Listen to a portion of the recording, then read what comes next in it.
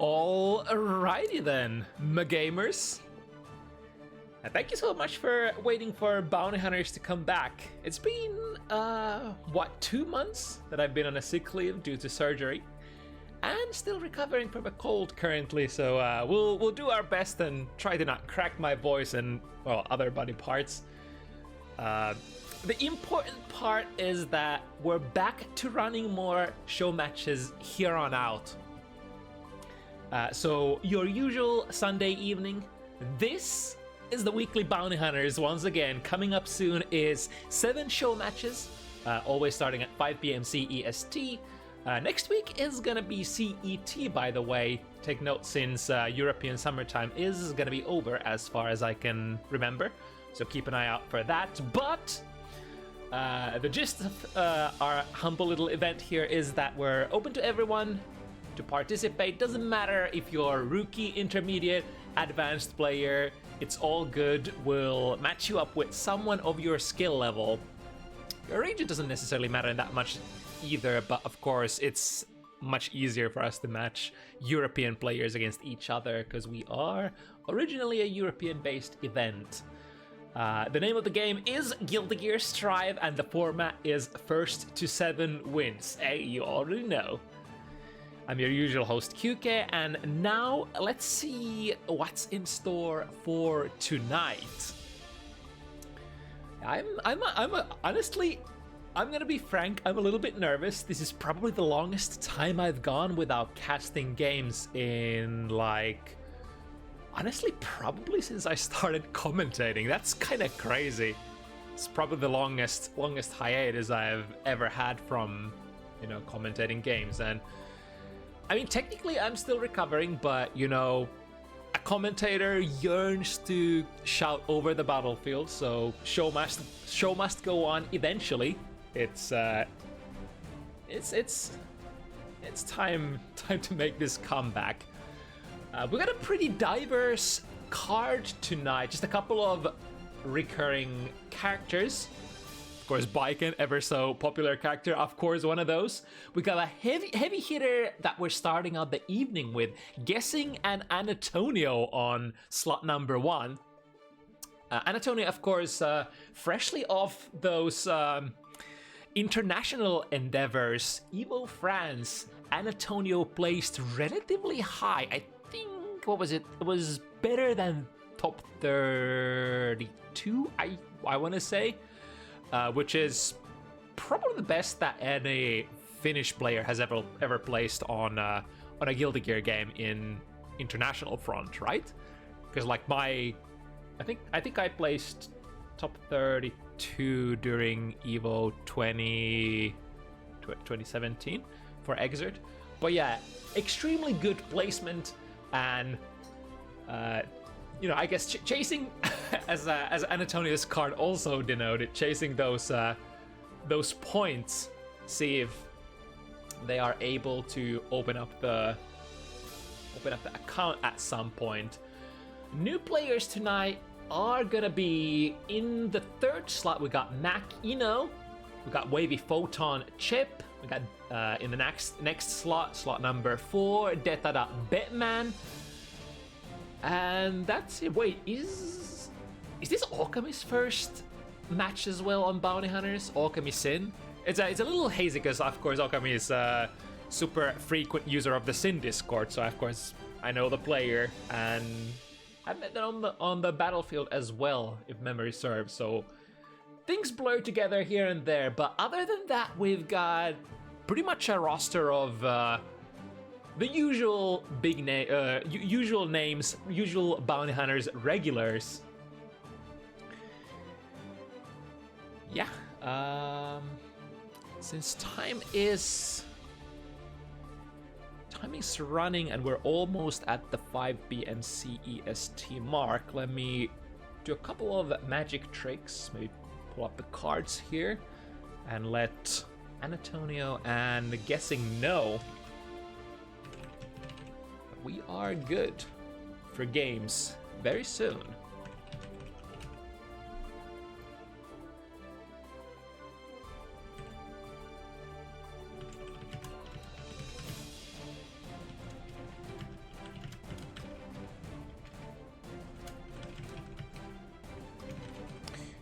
the ID as well.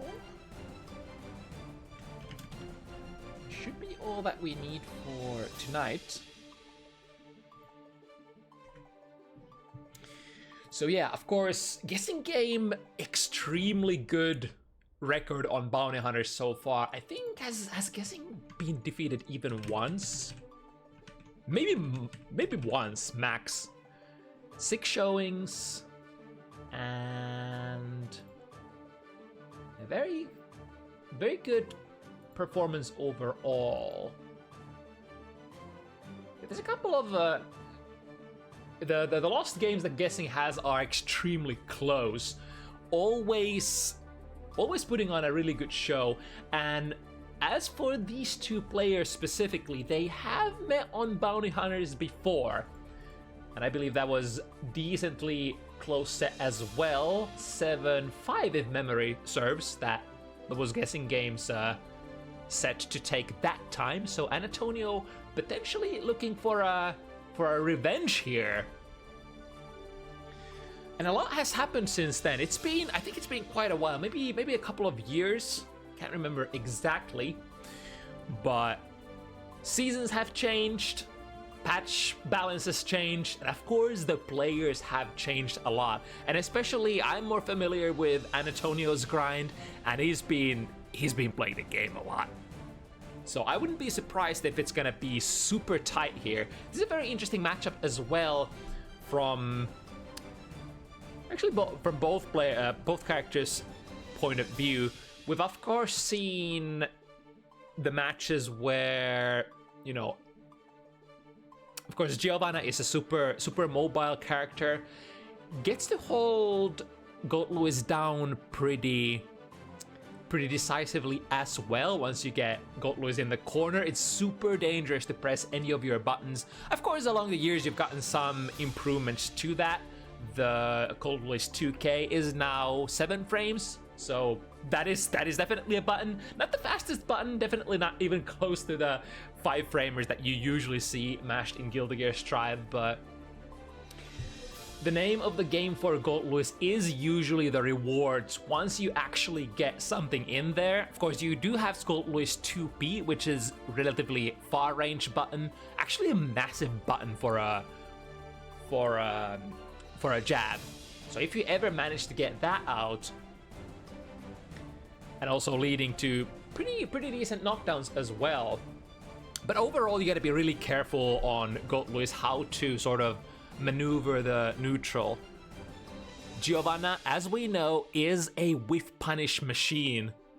So Goat Lewis with his extremely slow recovery buttons, even buttons like K buttons can be really dangerous to whiff against Giovanna. That micro dash or even just dash 5k at neutral, the ability to transfer your dash momentum to your buttons, super strong for this character, making her play neutral a little bit different than many other characters. We of course know the neutral gods such as Slikes, Sin, Kai, that kind of characters who have really long range buttons that you can just press. They reach really far, they convert really well, but Giovanna does it a little different.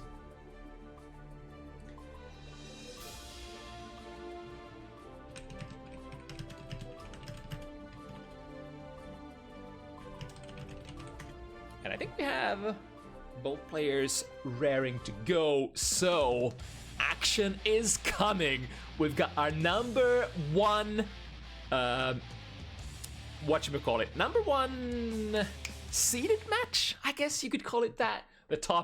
The main event of the evening happening in the slot number 1 due to scheduling reasons. Let's go. Starting with the far slash, we go into burst. Get me out of here.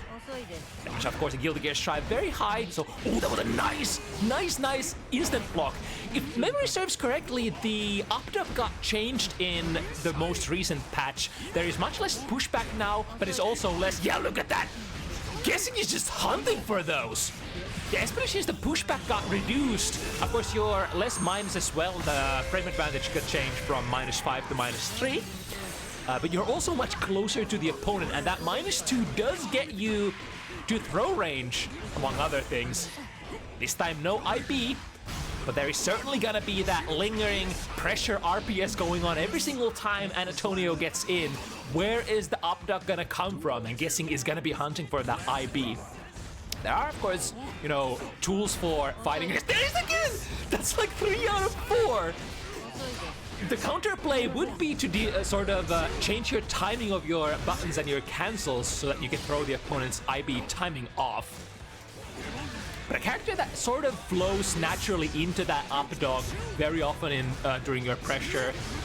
Yeah, it's relatively low. Oh, nice, gets a throw here. And now closing to the corner, Shabby into drill kick, lots of plus frames. Let's check what Guessing is gonna do. Closing in on with that empowered Shabby once again. Get me out of here, says Guessing. I'm gonna end the game here. Misses the air throw. This will be a big boon for Annatonio, being able to take the round as well as Guessing Game's burst. Let's not speak too soon. Tries to go for a 5B jab, but Annatonio going under with that sweep. I mean, I guess Guessing got surprisingly decent amount of burst back there, even after spending the burst. Guilty Gear Strive is a game that sort of rewards you with a lot of, not just meter, but also burst meter, especially when you're on defense. Every time the wall gets broken, or more precisely, when you get stuck to the wall, you build quite a lot of that burst resource. Goes for it immediately as it's back. Call the drone. Let's see, can we get rid of it? Oh, was able to almost run the clock on that drone. And now with the corner pressure, this is dangerous. We got the super. Time to break it. Hard knockdown. Annatonio with all the resources in the world though. Full tension, full burst. What are we gonna do? Backdash out of it. I guess he wants to be really careful with that. That 100 reversal super into RC. Oh, what's the response here? We can block into a throw, and that's gonna be the first game for Annatonio. Moving swiftly and playing patiently.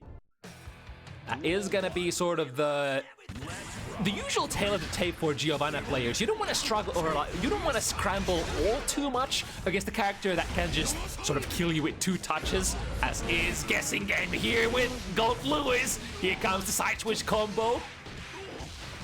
75 meter in the tank to the other side and into a low. All right. Set it up again. This time, looked like Annatonio might have missed the overhead option there, maybe. And the whiff punish, trying to save himself with the PRC. However, Giovanna is there with a massively fast dash 5K. You almost have to like sort of commit to it immediately if you recognize that your move is gonna be whiffing. If you just check out what Giovanna is doing, you might be too late with that RC. I'm finding a big counter hit behemoth. And the 5B Abare with Guessing back into the corner. Both play. Ooh, okay. Aggressive burst here. We're a little off of the 50 tension mark, which you would usually love to have for gold moves for your pressure. That's a good trade. And picks up a combo as well. Guessing. Looking for one more hit.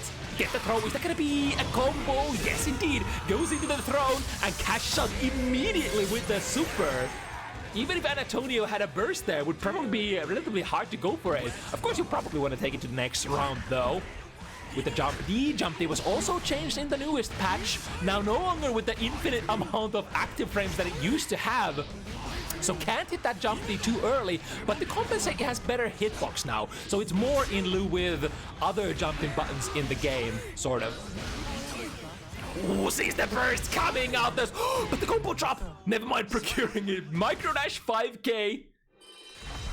Caught Annatonio trying to scramble out of the situation there, seeing the combo drop, but Guessing keeping it relatively tight.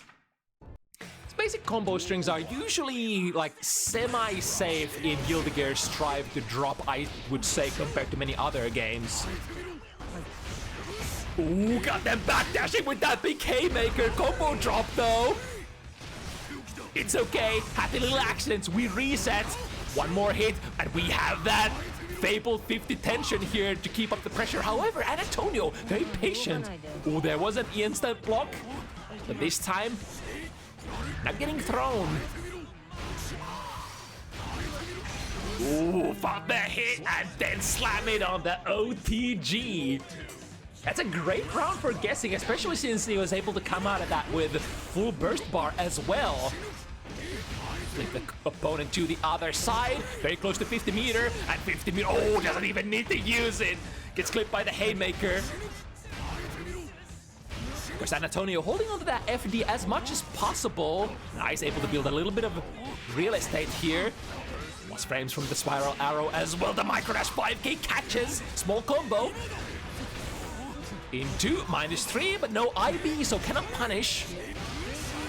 That's the burst here. Last stand on this one. The overhead shenanigans, not hitting both players with extremely great defense. And here comes the hammer. Guessing game returns back with 2 games back-to-back and taking the lead here in the early games of our first set of the evening.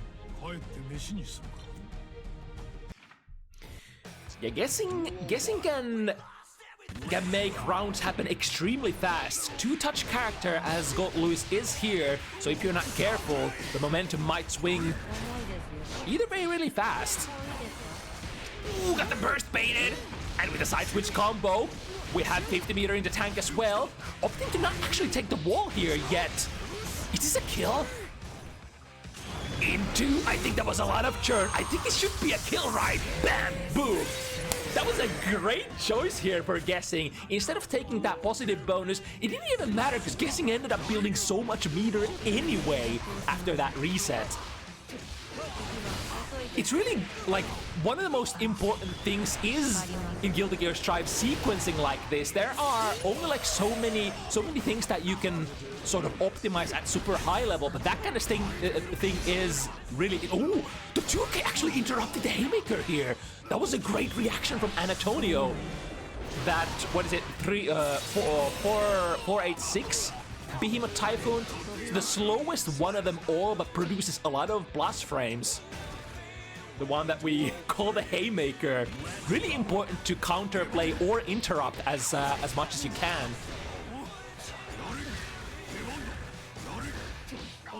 Keeping distance, not putting yourself in the danger of that jump D. Even though the jump D is like somewhat nerfed, it is still like one of GoldLewis' playmaker tools. So you don't necessarily want to hang around in the most optimal jump D range if you can help it. And the RC, the burst has to happen. Here's the bait!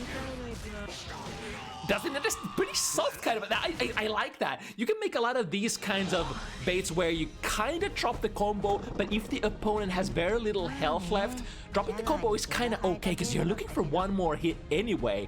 And from a lot of these burst bait resets, you do get your close slash pressure started, and close slash universally in Guilty Gear Strive, amazing button. I can't even stress it too much how absurd of a button close slash in Guilty Gear Strive is. You think about it from other fighting games point of views, there really isn't a button like that in many games. Blast frames, tons of active frames, goes into your best conversions, loops pressure into itself. Everybody has good frame traps out of it. It's just all around great start for your pressure. So resetting into close slash, never too much of a bad deal. FD, nice use of the FD, able to backdash after the block string. This is one of the most common ways to escape GoldLewis pressure. Hold FD while GoldLewis is using normals, and then try to backdash the Behemoth Typhoon cancel if you can. GoldLewis is completely loaded here. 100 meter finds the hit. Not spending it yet. Next hit would be a kill. This surely kills. Surely this kills, right? Yep. And not even done yet. Didn't even have to spend any of that juice. Finishing the round with 100. Ooh, here we go. 2D counter hit. The classic from Geo. Yeah, this is kind of like one of the moneymaker buttons from Geo. It's kind of like counter hit 2D, counter hit 5 heavy. What other good starters are there? Ooh, is this a one? Is this one of those? 100 meter, and Annatonio can make a lot of stuff happen here. Chooses to not spend it, maybe worried about... Oh, this reversal straight through the wall. Okay, we got a comeback in the making, perhaps. While Assault, the drone is still holding down the fort, making sure that we are plus. Annatonio gets the full burst back. and uses it immediately. Kind of have to get out of there. The axe kick to the other side, calling out the 2P mash. Yeah, the axe kick, the cross-up, not necessarily a mix-up tool, but tools like this, such as like Kai's Grief Sever from older Guilty Gear games, never meant as a mix-up tool anyway, even though it has a little bit of that overhead and cross-up function. You're kind of looking to crush the opponent's buttons instead. Speaking of, 2D anti-air. Okay, put them in the corner, big starter again. We got the juice for a super, and now all players fighting for that third point. Who's gonna take the lead here? IBFD starting with a might as well in a lot of situations. Try to push the opponent as far as you can. I guess he has been so good with those IBs. Ooh, that combo was kind of dope. Bring Annatonio point blank. And then you bet your ass the sequencing is there. Do a slightly shorter combo, leave them right next to you, you have the resources, and then just look for one more decisive hit. Doesn't necessarily matter where the opponent is anyway. I feel like Gold Lewis has, not sure if like that has always been the case, but over time, you kinda, as Gold Lewis, route into these, not necessarily like forcing wall breaks, such as like many other characters do, because your damage is so high anyway. If you have the resources, you might as well just be as close to the opponent as possible.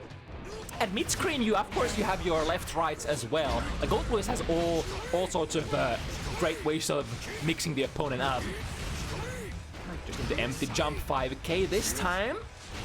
Oh, the range is massive. And eventually, Annatonio will have to make a move. Makes it. Air dash out of the corner. Guessing was ready for that. 50 meter ready to go. Misses up the combo. Was that maybe a combo drop? Not sure. But as our Lord and Savior Bob Ross once said, you know how it goes. Ooh, frame trap into a small hit here, into a throw. Strike throw is the name of the game. Oh, got hit by the shabby spiral arrow.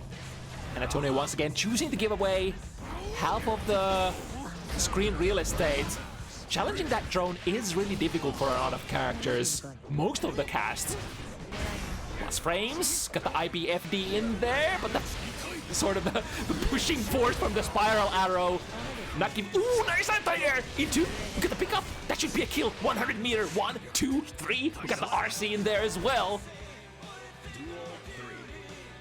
Both players hungry for those points. Ooh, ooh, ooh. So it was an IB on the previous hit. I think Guessing Game has been getting IBs on the 5 heavies as well, which I mean it does help, but you're mostly concerned with the up-dock IB for the most part. Careful with the drone. Gonna put the pressure afterwards with the jump D, looking for a mix-up of some sort. Not sure if there was one, but pressure is pressure, and when the opponent has that little health left, you bet your ass Gold Lewis has his special win condition available. Cheap death is definitely a thing. Every single special move that causes guard crush in this game also deals, what is it, like 50% of its like normal damage as chip damage or something of the sort. Or is it 25% nowadays? Either way, guard crushing moves cause a massive amount of chip. So the opponent technically can't just sit there and take it. They have to do something sooner rather than later. Once again, back into the corner, but had decent amount of real estate to play some footsies there, and with that dash forward combo, 6 heavy, 1-2 into the dive kick.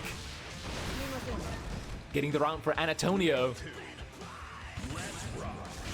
Ooh, that's a whip punish, yep! As soon as I saw that move come up from Guessing Game, I was like, yep, Annatonio's gonna get that whip punish. Chasing the minus frame, doggy! Comes the big coffin man, smacking away. Annatonio trying to use that FD as much as possible. And again, in the corner it's a little bit harder because you don't have real estate to backdash into. Ooh, colliding with the jump D. With the extended, the improved hitbox as well. I think it's extended downwards in the patch, so like it is still great horizontally if you're in an air-to-air kind of a trajectory. Now Annatonio with the pressure here by PP. That wasn't IB at the jumpy. Oh my god. Was actually, I think that was just a BRC mix-up in the making. But Guessing Game was able to get a button startup in there, which Annatonio happily takes. White Wild Assault pushing through again. Gotta give. Oh, this time we take an aggressive approach because we have a 50-meter surprise super dive kick through the drone. And Annatonio dominate. I mean, that was one round for both players before before the final of that game, but it seemed so convincing for Annatonio from that point on. My first hit into corner. Might be on the 2D as well. There we go. There's the delay. Like generally, you can play it. Oh, that's so smart. Dashing in and catching the throw, guessing with the throw before the drone becomes an issue. Another thrown here. Hammering hit. Was trying to be as combo or as burst safe as possible, but in the end, you do have to finish your combos. Security cancel here. Is that a kill? Full. The security gauge was kinda empty. With the full one, you could have probably gotten the full minigun and the wall break as well. With here, yep, secure yourself with the PRC. And a nice footsies whiff punishing, or I'm not sure if that was basically a poke attempt or a whiff punish attempt, but that spiral arrow was perfectly placed from our Giovanna hero. Trading there with the 5B, we take it. Generally, if you trade with the opponent's jump, and it's gonna be pretty favorable for you. And oftentimes you can pick up with a combo as well. IB again, there we go, 2P. Wait, is it? I'm like, what is that? Because Guessing Game is always going for the 2P here, and it shows a punish next. I guess Annatonio is trying to do something there. Ooh, both players looking for the whip punishes. Is this gonna cleave behind? No, it's actually, that was a clash, wasn't it? And Annatonio ready for it, get that throw. Empty jump into a 6 heavy. It was a interesting endeavor. Now dry on meter, both players. That's a good trade for Annatonio. Back into the corner with you. However, the strike is not accurately placed. Guessing Game able to find a 2-frame gap here for a throw. Ooh, footsies 2S. I think the first time we see that 2S used on Gold Lewis's side. It's a slow button, but it is a sort of a footsie button, isn't it? Setting up the drone here once again, sequencing.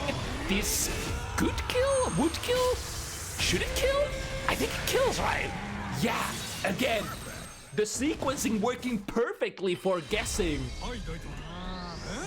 The same deal. Drop the combo into a good position, go for a mix, find a hit, and there, with 50 meter, without even breaking the wall, you get the kill.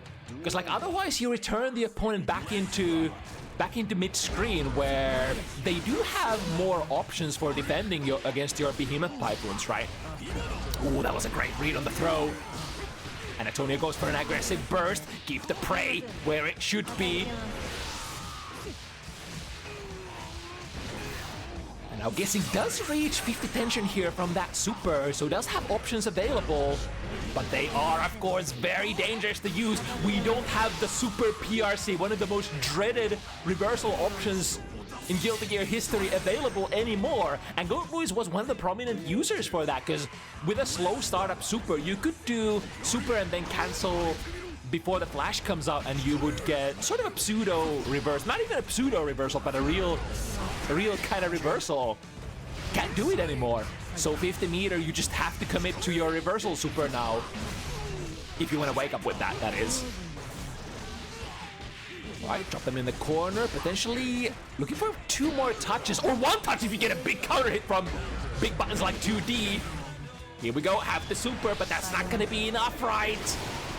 Slightly less damage than our burly champion Gold Lewis. Oh, but with 100 you can still do this. PRC tries to catch a move. Oh, the 2P anti-airing. There's the big feature of the 2P. Reaches far and reaches high as well, so it's kind of an anti-air button for Gold Lewis.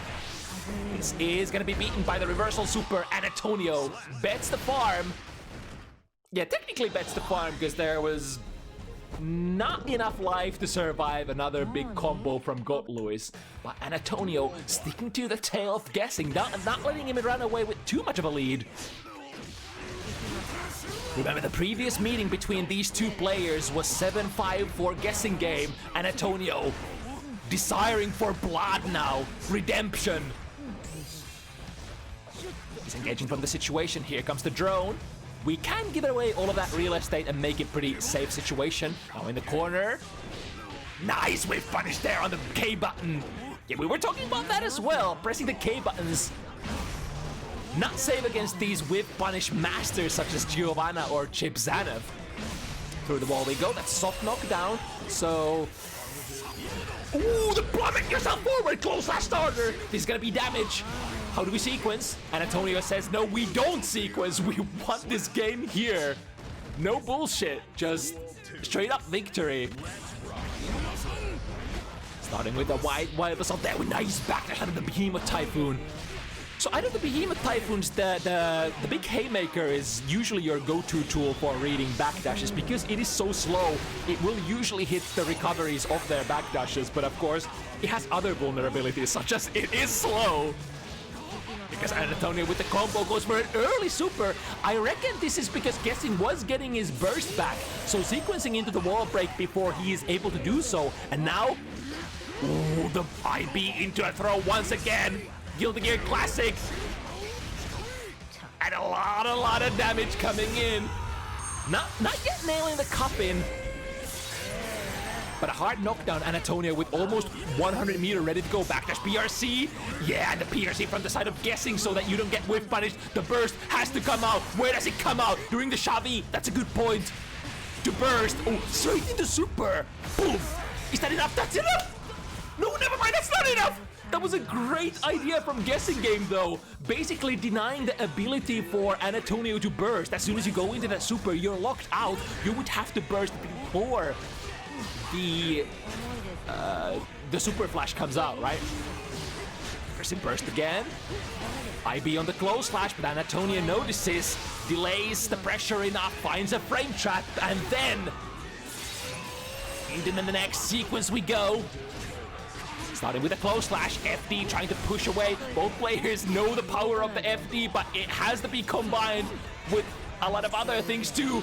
So, that was...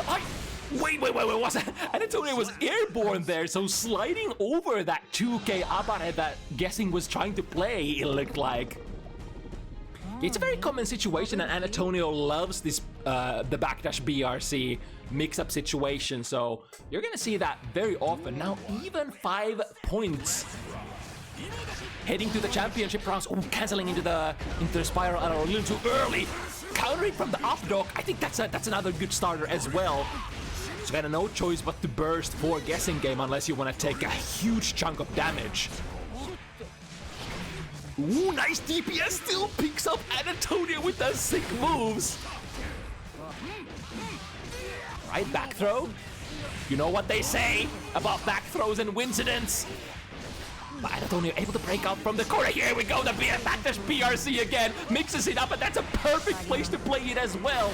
It is one of those tools that, like, your expected amount of damage is not that high compared to many of your other hits, but once you have the opponent on the ropes, it doesn't matter. Nice whip punish again into plus frames. Got them with that close slash. That was one of the features when we were hyping up close slash in Guilty Gear Strive earlier. It also is such a good button for catching backdashes and jumps as well. Look at that. Half of your life is gone, even though you're one of the heaviest characters in the game. Here we go with the backdash BRC again. Guessing says no. Get me out of here. Oh, again, the interception. And that's gonna be it. Moving into leading position again. Annatonio has been on sort of the chase for most of this set so far.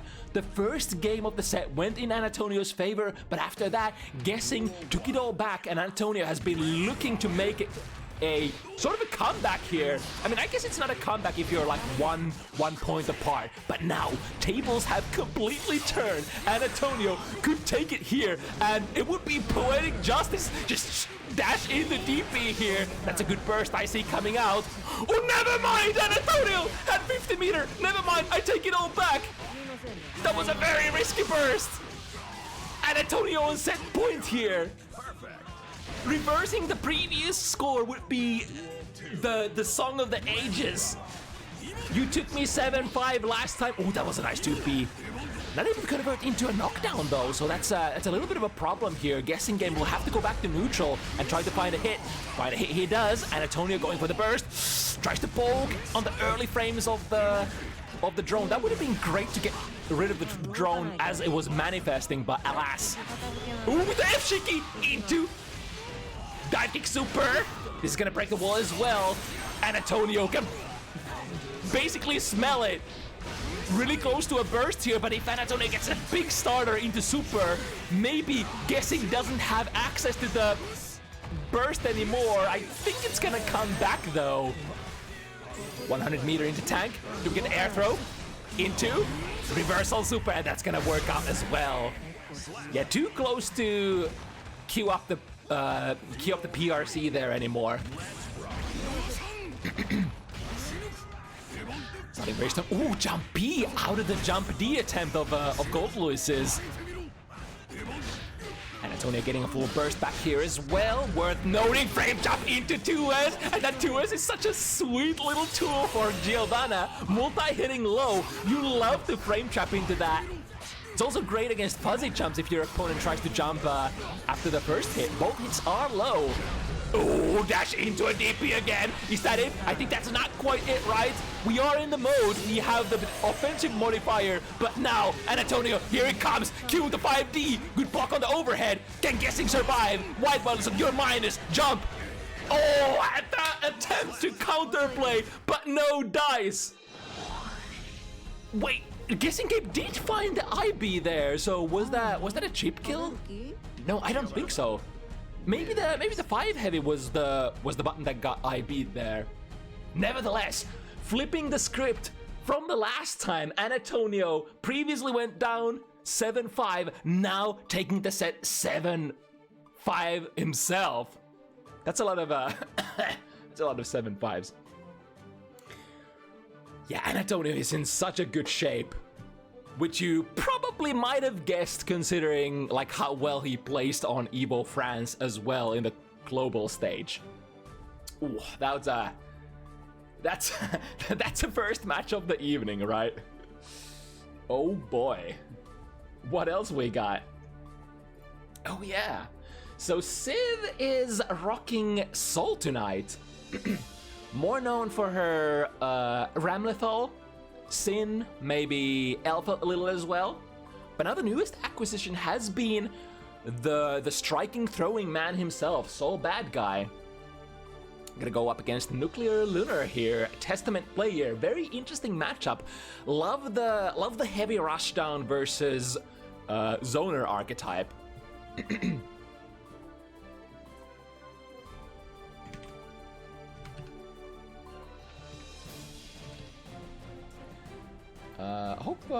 Let's see.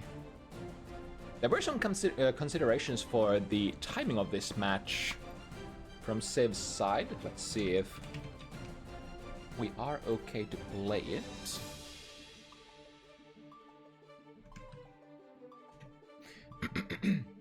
Yeah, it looks like Civ is on her way.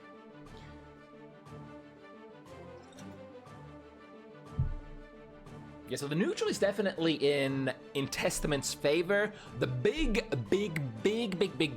Guilty Gear Strive problem is that the archetype that you are as, you know, Testament, Bedman, maybe even Axel, keep-away characters are a little problematic in this game because the screen is drawn very close. Or rather, there is much less space to move to, so you're much more close and personal with the aggressive characters, and it is a very aggressive game. Don't get me wrong. We were talking about Close Slash in the previous game. It's not the only thing, but one of the tools that makes it so asphyxiating when a rushdown character gets their pressure started on you. And Soul has even better close slash than many other characters. There are a couple of characters who have an improved close slash, which gives them more frame advantage. In Soul's case, it is +3 instead of +1. Likes of which May also represents. These kind of characters are really nice to sort of catch the layer 1 fuzzy jumps from the opponent, because you have more frames to work with, and you can sort of pick your timings much better. This also makes it looping your close range pressure a little easier, so you can stick to your opponent way longer than maybe some other characters could. But you do need to get there, and Soul needs to sort of cut the distance, try to get through Testament's zoning. Once you are there, though, it's gonna be really comfortable.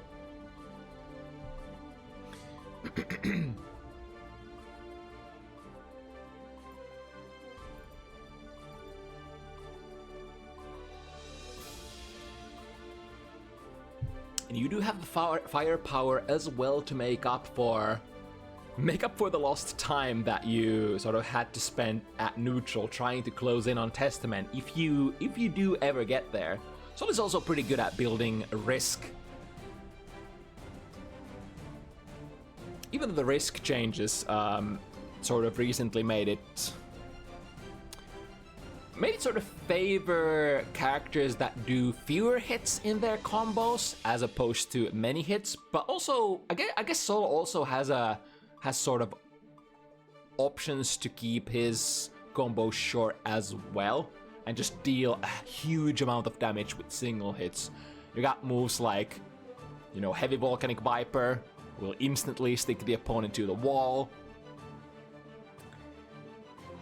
Stuff like that. So this is a rather new character for Civ that she's been playing recently, I think for the most part. It's gonna be somewhat of a surprise to see what the skill level of what we're rocking here is exactly. This is the first time we see her on this character. And Lunar, let me pull up Lunar's records. I think it's 1 or 2 games on Bounty Hunters so far, right? Only 1 game, yeah, okay. And that game was a victory for Lunar. So looking to extend that record here on her second Bounty Hunters match. It's a very convincing win as well. But the stakes are a little different here. Civ is, I guess, in Guilty Gear Strive's lifespan, can we consider, like, it's the eternal Guilty Gear dilemma. Who can we consider senior players? How many years of Guilty Gear do you have to play to be considered like one of the sort of core players, one of the ones who have withstood the passage of time? Of course, when you look at the problem from a really OG Guilty Gear player's point of view, who has been playing since like X or XX, it gets a little skewed. But let's try to keep our view on this particular game, Guilty Gear Strive.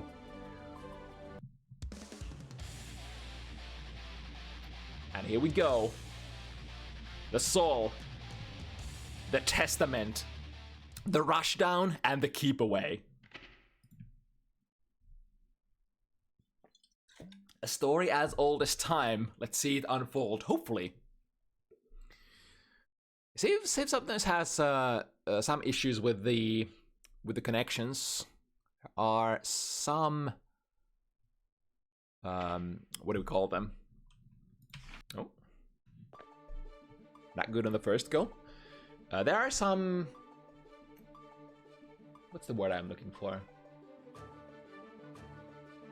Compromises that we sometimes have to make in order to play fighting games.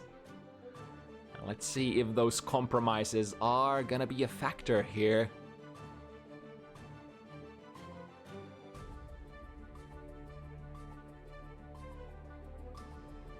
This could of course be Guilty Gear Strive related, but problem, you never know when it's like the players, when it's just the network architecture, when it's the routing. Sometimes it's the routing, because like I think there's some weird stuff with who you need to connect to. So if I'm hosting the lobby, then you know you better route well to Finland as well. Maybe it's my problem, because like my matches with Civ tend to be like really problematic sometimes. So if the problem is here, like my routing to the players, I don't know. God, I wish this wasn't the thing. Let's keep our fingers crossed here. Guilty Gear, no network problems. Gabe and Daisuke, Ishiwatari, Pachi. There we go. Guilty Gear, baby. Let's go.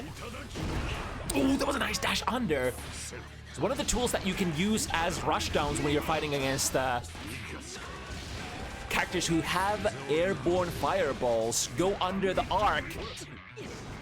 Trade, keep the opponent still in the corner, and we have 50 meter here. Could cut straight into the super. That is indeed what's gonna happen. That was a very, very short sequence, but this is the power of Soul. Couple of hits here and there, you can rack down the damage really, really fast. Just like, ooh, that was a nice attempt to dive kick over. Even if you missed with that BB, getting to that striking distance is the most important thing that you can achieve on Soul. That's gonna completely whiff, sense the crow, get the curse. Ooh, but the 6-hit was a little early there, so missing the meaty attempt. Because Civ with the shimmy attempt. Going back and forth, jumping over the crow, and then from the other side with the Air Jordan, dunks the opponent to the ground with the jump slash, or sorry, jump heavy into another very short sequence. Wow, that's I'm not even sure how many touches are there, but this is basically Guilty Gear. The game is playing so fast before your eyes, you lose the track of how many interactions there were. The interactions just keep piling up, the damage keeps piling up. That was nice with the 2S! Footsie button, my favorite Soul button!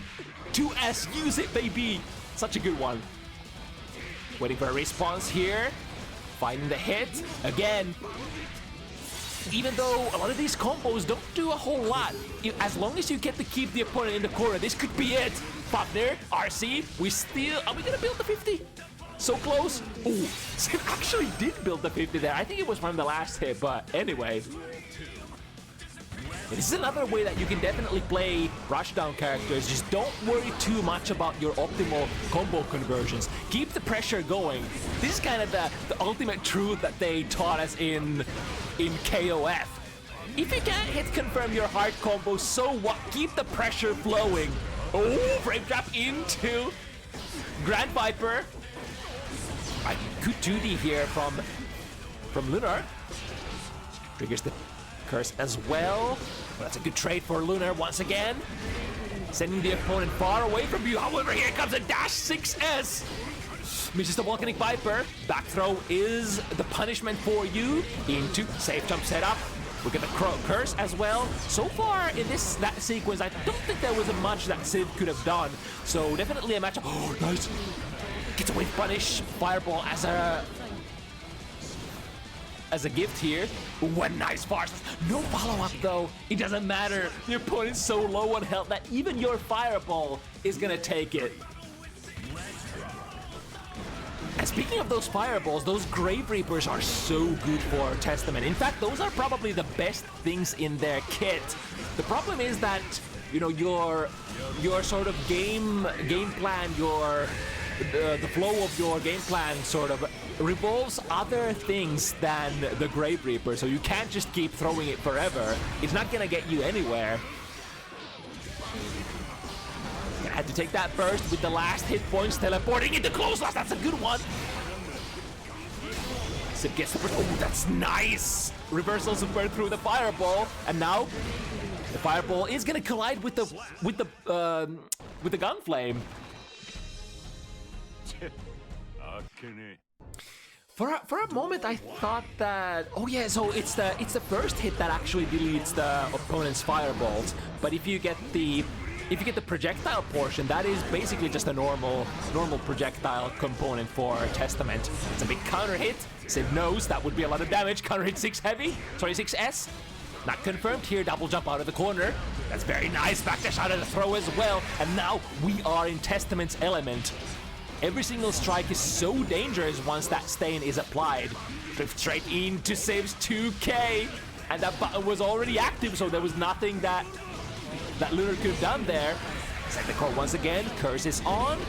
Gonna be plus frames. Oh, nice escape from the corner.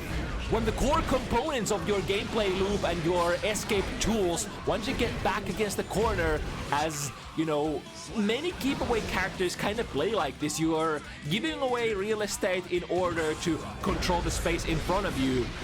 To make up for that, Testament has the teleport tool where you can teleport to your succubus markers at any point of the match. Do we get the confirm? Nice! That's not the easiest confirm to make either. The 6 heavy counter hit. You have very limited amount of time to make that. The Civ working with what we got. That volcanic viper is gonna stick. Jump D. Nice life lead here. Lunar does have the resources though, since the neutral crow. On the returning crow, sends it even lower. And Civ opting to play very safe here, not taking a lot of risks. Ooh, the jump slash! The air to air! You have so many good buttons here on a good little Testament. Got the backdash with the bar slash. There are a lot of tools for Mr. Bad Guy to make you pay for every single guess that you make in the corner. Gets much easier in mid-screen when you're able to backdash. Taking teleport, goes in with the second one. Oh no throw there. Yeah, the air bandit bringer generally, if you're not spacing it perfectly, will land into your throw range. But that is the only punish that you can attempt to take against that. And if you don't throw Soul out of that BP, it's gonna be RPS, baby. Probably RPS that Soul happily will take. Ooh, big haymaker, 6 heavy. Oh, and we're still picking it up. Drop him in the corner, low arbiter side. Into 2K tap, and that's gonna confirm. That's the beautiful thing about Testament. As long as that curse is applied, it doesn't matter if it's 2P, 2K, it could be the worst, the smallest little punch in the game. It's gonna launch them in the air and gonna get you the conversion. Nice air-to-air jump slash counter once again. Was from an angle that was a little difficult to hit confirm this time. 6S, yo, hello, Salt 6S, poking through that lingering or already expired hitbox of the Up Reaper. Oh, that's gonna be a kill, right? We're gonna even go into the 100-meter spender. Might as well. Signaling that we do actually pay attention to the state of the opponent's life bar and our resources. Got them with the E6S. Something that you would definitely do as a you know, sim player as well. Managing your resources. Nice movement from Shiv. However, the 5 heavy doesn't quite connect here. Still working with the corner. Lunar is very close to that burst. Won't be able to use it now. Through the wall. Soft knockdown. Tries to reversal. Can we get the punish? Yes, indeed. Goes for a burst bait immediately. However, the timing, the RPS, was that Lunar was delaying it just a little bit. Goes for a burst bait herself. Has been applied. Plus frames from the low arbiter sign as well. Nice. Keeping the distance so that the BP is not a huge major threat. You know, when you get to sort of around like this exactly spacing, I was about to say, when you get to that spacing, when there's like 3-4 character lengths between you anymore, that's when the Bandit Bringer starts getting kind of dangerous. And it's not like easily anti-airable dive kick either. Surprisingly difficult. Like, even me as a sim player, I wouldn't 6P that. I would just DP it on reaction if I see it coming, if I can't get out of it. That's how difficult it is to time your anti-airs against it. With a double jump, nice interception. Ooh, there we go with the jump slash. But that hit confirm is a little tricky. You have to really pay attention to, like, are you ascending? Are you descending? What are you gonna go into next? Here comes the BP teleport. Yes, beautiful. And the Up Reaper converting big. That was nice maneuver for Lunar. I need the wall break. Has to take it. Oh, harder, but might have been able to take it. Ah, but nice. Going up with the jump P. Choosing a very light button such as jump P as your air move in Guilty Gear Stride sort of denotes that you don't care about the damage at all. You're just trying to find the most safe, consistent button to counter poke them out of the air. Especially, oh, we got the counter hit. Civ pounces forward with the strength. Oh, okay, the 6S. Oh my god. This is the most well-spaced 6S's that I've seen in a long, long while from Sol. Makes me remember the good old days, the season 1. Anybody remember Sol season 1 success? Oh baby, that was a button. As is this far slash from Testament. Not a very damaging button unless you have the curse on, but with curse on, any one of your buttons is like super good. Teleport, try. I think Lunar was hoping to get a close slash there as an anti-air, turned into far slash, and that's no good, no bueno. Finds an upright 2P, immediate aggressive burst from Civ, tries to tap the 5D, it's good. Oh, and that's a nice routing as well. I think with the routing that Civ was going with, that wouldn't have naturally stuck to the wall, so just chose to play the heavy Volcanic Viper and guarantee the wall stick and guarantee the kill. Nice distance away, yeah. The Crow extremely disjointed, or I mean, technically it is a fireball, and you don't, like, your main buddy does not extend any hurt boxes, so that's another great way of counterplaying. Yeah, that is Volcanic Viper, one of the best TPs in the game. Here comes the pressure. Interception once again. And once you connect moves, normals, air to air in Guilty Gear Strive, you're usually guaranteed to be extremely advantageous. Because the opponent can't press buttons as they're coming down, and they also get forced landing recovery. That's why intercepting them with just about any button is so good. 2K, stagger pressure. As the wire seat works out, gets a little bit of real estate. Can we get a whiff punish? Sim makes sure that there is no punish with that PRC. But in the aftermath, Lunar choosing her buttons extremely well. Counter hit convert doesn't quite work out with that. Not Grand Viper, what is it called? Vortex in this game? There we go! The Pro Punish, so good against a lot of Sol's special moves. Both BB as well as Bandit. Revolver! Wait for the burst, here it comes! Send the girls! Tell it! Apply the curse, go into the heart knockdown. Can play really safe here, safe jump. Yep, I think there is no pressing Volcanic Viper there. There's basically no pressing anything other than maybe queuing up an IBFD and trying to get out. Really scary situation. Like, generally, Testament not the most offensive-oriented character or rushdown-oriented character, but when you can get a hard knockdown with curse apply, it's pretty decent. Safe jump once again. You want to make sure that you have those on point against Sol. The angle of the BP completely bypassing the up Grave Reaper. Reversal super works out. We are a little dry on meter. Good teleport out. Doesn't want to scramble too much in the aftermath of that teleport. 2D! Holy low profile! Is that you, XXO? Exert? Dude, it used to be one of the most low profiling moves in the game, and still the glimpses of it. I mean, I guess those standing pokes, I guess that far slash from Testament, not the most lowest hitting move, so of course you can go under with that, go under that. Slip into the wall. Lots of damage here. Should never be surprised when Mr. Bad Guy is concerned. Finds a far slash, teleports out there. Nice maneuvers once again. Lots of stray hits. It's the name of the game, but the scary thing is once Sol gets in one good counter hit could negate all of your work. Tyrant Raid is gonna take it. Civ maintains the lead. Looked like for a moment that Civ was gonna run away with a lot of momentum, but Lunar able to bring it back decently well.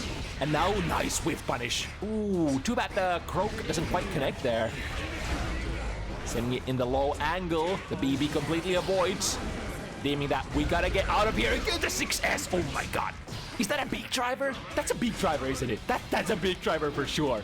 Wait, is that why I played Soul in Season 1? That's a beak driver. Yeah, that is a beak driver. Oh, nice, gets in there. However, the orange Wild Assault, no longer the offensive powerhouse that it was, can only be used to sort of try to get your whiff confirms work. Sorry, not your hit confirms work. Speaking of hit confirms though, here come the girls, and that's gonna be enough on the wall. Don't even have to go into the next screen. Add an extra hit there. You have a couple of options. You can use 6 heavy or Arbiter Sign. I forgot which one is more damage.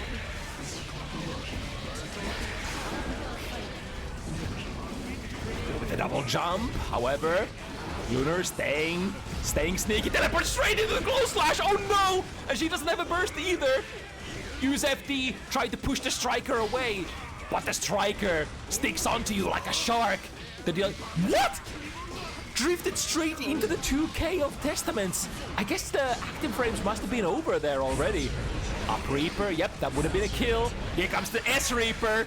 All of those Reapers, so good. Dangerous whip there, 6S, press bar slash, make it work. Is that gonna be enough? Not quite. And the Up Reaper, perfect. That Bandit Bringer has been one of the go-to tools and is one of the go-to premium tools for Sol to make RPS happen against characters that keep you out. And of course you know that, so you want to send that heavy Grave Reaper to the skies decently often. The reward is really great as well. Good landing situation here for Lunar. Got the 2P but no further conversion. Hard bait here. Would the burst come out? I think Lunar realized, oh, trying to get a gold burst. Completely whiffs. Both players, no burst resources, so all combos are gonna be for real here. Okay, able to recover out of that 2 heavy in time to block the Bandit Bringer. Teleport into a little bit too far to get that throw. Send the crow. And now, gotta be careful. Trigger it, lots of blast frames, nice stagger pressure, leave that 9-frame gap, baby, leave that 9-frame gap, that is Guilty Gear, not even Guilty Gear, that is fighting game pressure. How do you fight a DP character? Leave those 9-frame gaps in your pressure, let them come out, let the DP flow. Too bad Lunar wasn't able to get that round that time. That was an extremely nice call out during your pressure for the SBB. Backdash, able to block in time still. Oh, that hurts. 5K, extremely fast and far-reaching anti-air. Lunar is so close to the burst. Unfortunately, got the last bit of the burst by getting stuck to the wall, so no using that resource. Civ, merciless, takes the round. Oh, nice, and using jump K as well. The cool thing about the jump K is that it kind of hits backwards. It has a sort of natural cross-up hitbox like Iori's taco kick from KOF. Minus goes for the DP, yeah. RPS as old as time, tried to charge. I think that was a fully charged 5D, which Lunar wasn't ready to buy. That looks kind of weird because the flames kind of visually persist there, but as soon as Sol gets hit, I think the gun flame is gone, right? Civ never giving away the pressure position. Looking to extend. Ooh, tried to poke it with the 2 heavy that, depending on spacing, BB could maybe get out disjointed by Testament 2 heavy. But it has to be like really far spaced. Launch him up high. Ooh, no, the orange Wild Assault doesn't reach. Why? Why? Get them in the corner. Shuffling around, but getting in the end, clipped by that BP. Get back into the corner. Reversal super. All resources have been used. Not even Wild Assault ready to be used. So we would love to get a curse here in order to make those hit confirms happen. Curse has been applied. Oh, tried to go for an air backdash, but got caught by the 5P from Civ. Minus frames, tried to DP again. However, this time Lunar has other plans. Oh no, those other plans, however, got clipped there. And Civ with a 2-game crucial lead here as we're nearing the end of the set. This is exactly the point where in FT7 you wanna increase the lead if, you know, if there's one point you can choose. It's probably at the end here. Sent the skull, sent the succubus marker. We can teleport. You can see Civ was kind of on top of that RPS, but the spacing wasn't quite right. Taking the teleport. Ooh, teleports herself back into the corner. And Civ is ready to strike. Use the FD. Yep, there we go. Tried to backdash this time. Civ has been playing that Fafnir minus frames into Volcanic Viper a couple of times. This time tried to disengage from the situation, which is, I guess, the safer play. Nice. The cool jump angle out of the corner, jump slash. There we go. This time picking it up, full combo into Nostrovia. Down the hatch. And what do we go with? Last time we went with the safe jump. Safe jump it is. However, this time used jump slash. I wonder if that makes any difference. No, it's so slow. Oh, however, size of life here, getting a back throw. Yeah, it's the reversal super from Testament is one of the slowest ones in the game. Minus out that wild assault, but there are many players who still haven't, like, who still live in season 3 and season 4. So you might catch, or early season 4, you might catch players off guard and not reacting to the fact that you actually slammed them with an orange wild assault on block. Uh-oh, here comes the damage. Lunar still semi-safe here. Set point for Civ, but we can't afford to lose this round anymore. Look at that jump K. That was an interaction. Close flash, waiting for the burst. The burst never comes. RPS is active, but sometimes in that burst bait RPS, you might be leaving so much damage on the table that you're gonna regret your decisions. Here comes the super tyrant rave through the wall, looking for one more hit. 50 meter for Lunar. YRC is an option. Reversal super is an option as well, but none of that is gonna be an issue for Civ. Powering through with a newly acquired soul. Strike it 7-4.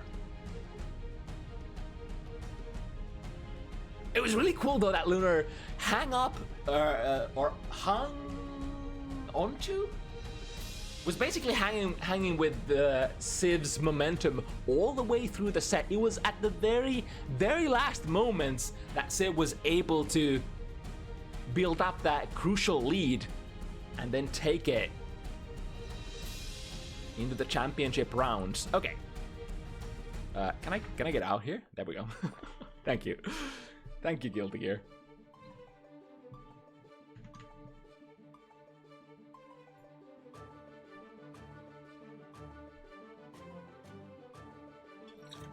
So next couple of games, we're gonna have our newcomers of the week.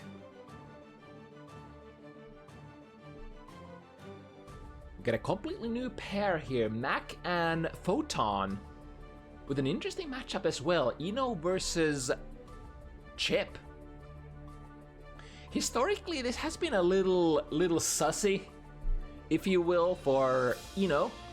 Because like super fast characters can pose a problem for her. She's very committing at neutral. You know, has a lot of strong tools that can go under, can go over, can convert into big damage. Maybe not in Guilty Gear Strive, but her hits are very relevant. But you gotta be really careful swinging those options as well. Chip, as we mentioned with Giovanna, one of the best whiff punishing characters in the game.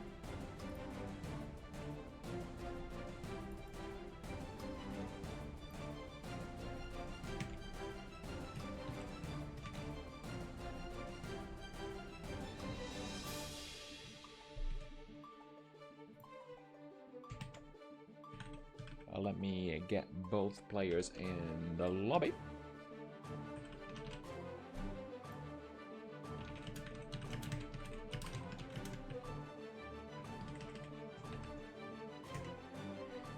Okay, Q way up.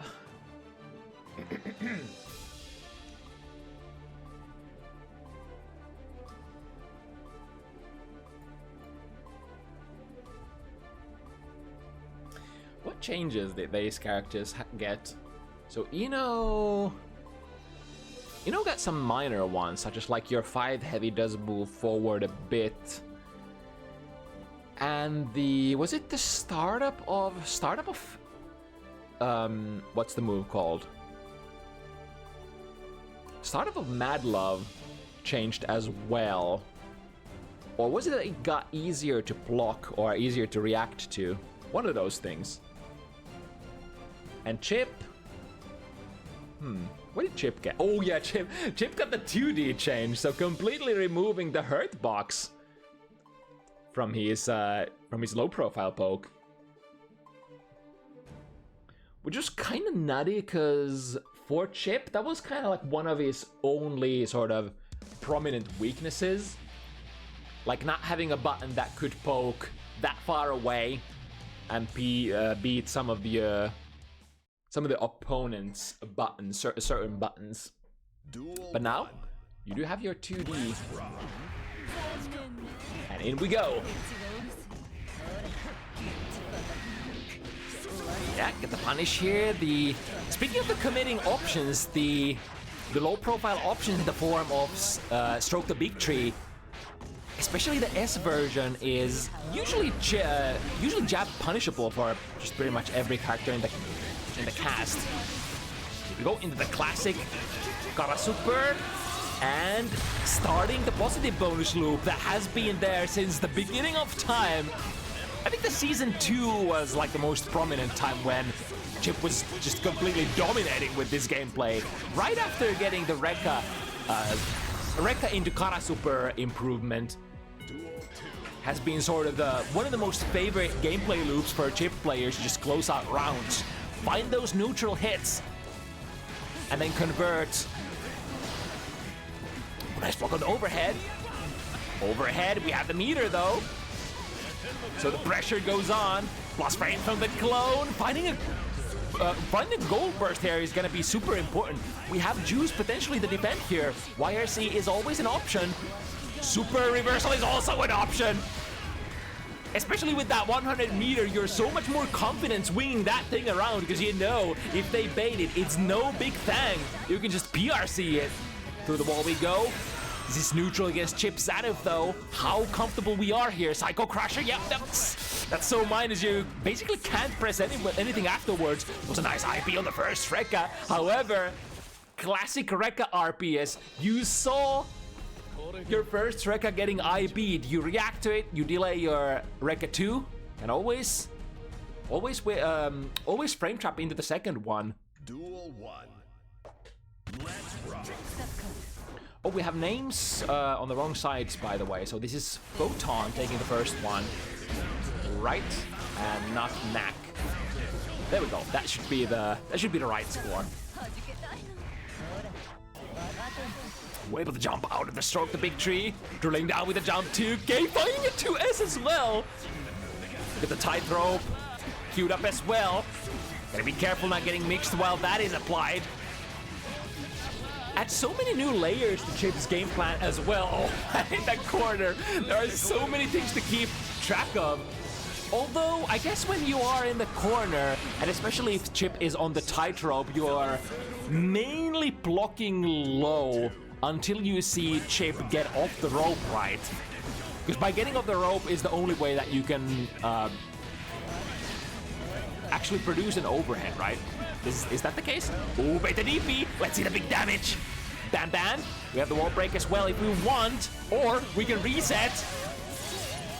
Looking for one more hit from this hard knockdown situation, which is exactly what Ino thrives on. Ooh, was that a close slash anti-air? Here we go. Reversal super. Works out. And that looked to potentially even it out 1-1 early on. Ooh, start with the heavy buttons. Those sweet, sweet Ino heavy buttons. Both the 5 heavy and especially the 2 heavy. Some of the best counter poke buttons in the game. Nice, it's the Super S, or sorry, the DP, not the The third option, the burst. Yeah, that's the one. And puts herself on the board. 1-1. Let's go. Duel 1. Let's rock. Ooh, okay, that's definitely something that you can do. You don't have a DP, so even if you put yourself in a disadvantageous situation, I mean, I guess you could super there, but Gold Burst is definitely a thing as well if you think they're gonna reach for the cookie jar when you're not quite fully punishable. Big combo through the wall. That's gonna be... Oh, but the angle! This time the angle was able to dash air dash over Photon and not getting caught after the air Psycho Crusher. It's such a funky situation. I don't even know all of Ino's options there. With the 1, 2, 3, Deflect Shield does build a little bit of distance between the ninja and the witch. The very delayed stroke the big tree. Getting punished at the end though. Photon is a little far from the 50 meter that you would usually like to have here. Yeah, so can't go through the wall just like that. Usually the extra powerful situations are those when you can convert basically all of your jabs into the Kara Super. Oh, here we go. Is that enough? Even with the Rekka 3, not quite enough, so Nak does have a chance here. Nice 6p, that's exactly what the doctor ordered. If you know that Chip is gonna go like Rekka 2, Rekka 3, probably the only option you can have there is if you have a 9-frame DP or you're mashing 6p. But you can't react to it. You have to queue it up. You just have to let it flow. Finding an overhead. The mix-up machine that Ino is blocking all of it. That's just so many overheads. Are all of those overheads? I bet they are in Ino's case. Into another one. You know it. We got the wall break. We got the super queued up. 50 meter on Photon's account. We could reversal here. But we can also safe jump as Ino from basically any situation, right? And Mac takes the lead here, 2-1.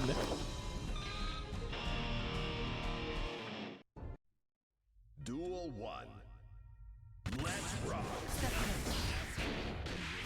With this Ino pressure, ooh, nice! The patience to wait for the early burst. We did a couple hits, kind of giving Photon like an opportunity to bite on the most common like reaction point where you're like, okay, I got hit, I want to burst now because I don't want to go through the wall. Alright, again, the whiff into a gold burst. That seems to be Mac's kind of one of her signature moves, and it has been working 2 times out of 2 so far. Getting that positive bonus at the start of the round is kind of cool, not gonna lie. Lacking the 50 meters, so we're gonna have to take the soft knockdown here. Ooh, goes under. The immediate stroke, not stroke, the HCL, or just CL. Chemical the artist formerly known as BCL and HCL, now just CL. Plus frames from the Mad Love. We're mixing up from that one. Takes the burst again. Are you kidding me? Knows all the best spots to bait it. And again, this starts with the Mad Love. Plus frames. YRC from the Chip side. Burst wants to take it here, and it pays off. It pays off as well. It is a little bit of a commitment. It is a little bit of a risk when you're on a leading round count and you aggressively use the burst in order to... Oh, there we go. This time Photon was ready to wait it out. However, blocking a gold burst like that is not gonna get you anything as the defending side usually. And the jump out, the overhead is where we find the money. Backdash works out for Mac. And now into the mix-up machine. Well spaced for both of those, both the slide as well as the dive kick, so not getting punished there. Ooh, interesting, getting a punish there on the super with an air move. there is a couple of different ways that you can make that happen. You could just glow slash and start your combo between the super hits, but you can definitely go airborne as well if that is how you want to run it. The delayed stroke the big tree once again blocked. Here we go. Oh, no challenge here, but also Mac was respecting here. Interesting layer of Yomi, because Photon has been checking most of the time after the air dive. Mix-up machine is still on. Photon says, "Get me out of here." Plus frames from the clone, and now we're closing into the corner, and more importantly, we have that 50-meter. Converting this. This is not quite gonna be a kill. Stepping, in the corner. Reversal super is a thing. Would we use it? We would. Wait, that's it. That's not the reversal super. That's the other super. Running along. Was probably trying to cross with that alpha plate. However, why did it remain on the front side? I don't know. Physics engine is running in all sorts of ways. Yeah, remaining on the front side was definitely in Mac's favor there. Attempting it again. Oh, 6 heavy, baby. Big coverage. Too bad the wall gave away too soon. Could have maybe put a couple more normals in there and finished the round if the wall damage was low enough. One more hit. Oh, this time it's gonna be Photon who baits it like a champion. Yeah, both players have had a pretty active burst baiting game in the corner. Completely airballs the 6 heavy here. Ooh, that was a nice idea. If the throw was well timed, would have been a successful one as well. Ooh, there, dangerous looking drop here, but we're making the best out of the bad situation. Photon keeping up the pressure, breaking the wall, and now, yeah, break the positive bonus loop as soon as you can. That's kind of like one of the most important things that you want to happen against, especially Chip.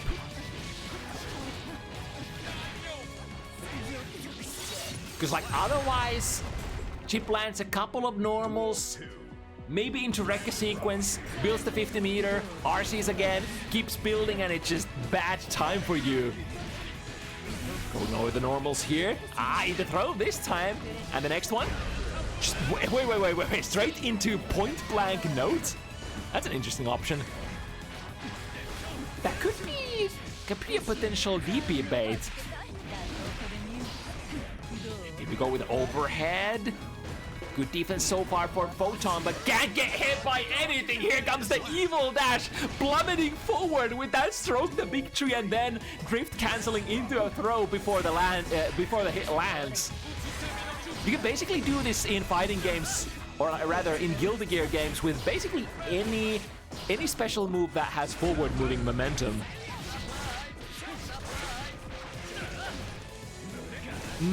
So close to that 50 tension. Ever so close, but now if Photon gets in there, could be a kill. 5K gets reversaled. Trying to bait for a DP, I reckon, from the air backdash. If a chill is good. Players are still engaging in close combat, and that's usually gonna be in those scramble situations. That's gonna favor Chip. Ooh, look at the perfect angle.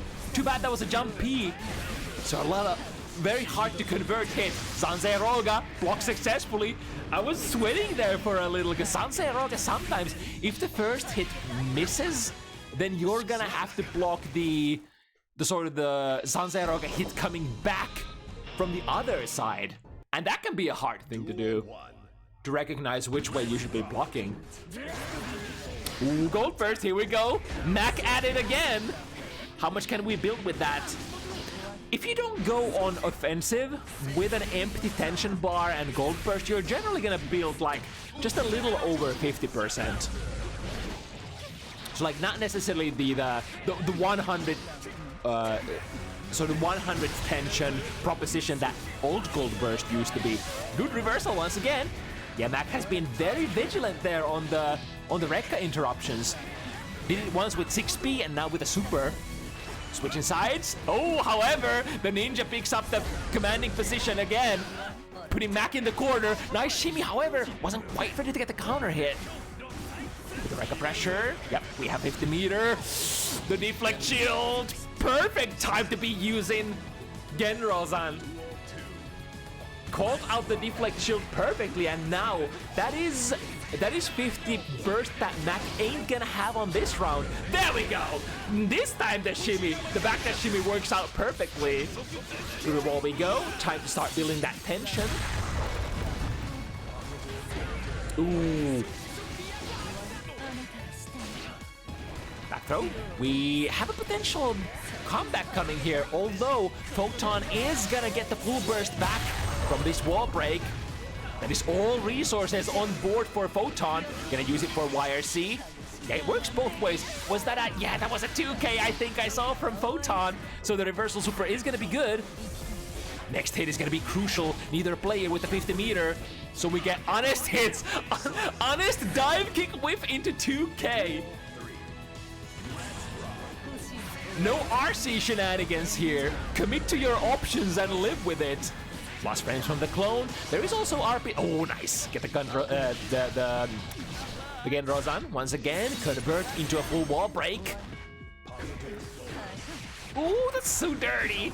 Skip to the other side, then use your third jump to make it a safe jump again. Sorry, same side again. Photon on the hunt. 3-4. Neither player confirmed to take a huge lead here on this set just yet. I was probably trying to anti-air there, but unless you go for 6P, it's gonna be hard to do anything against those dives. Speaking of the dive, ooh, that's so sick. Drift downwards as they're probably trying to punish. That's kind of like aerial version of Kai's slide late PRC. Right, found a hit, take the round.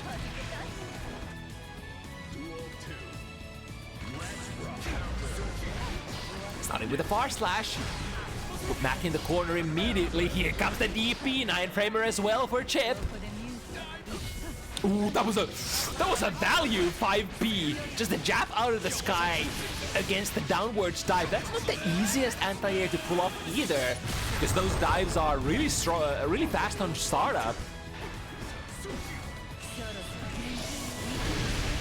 But it's not invo on wake up, I think, but as long as the sort of the super sequence starts, she is gonna be completely invulnerable for a very long time. There's the 2 heavy.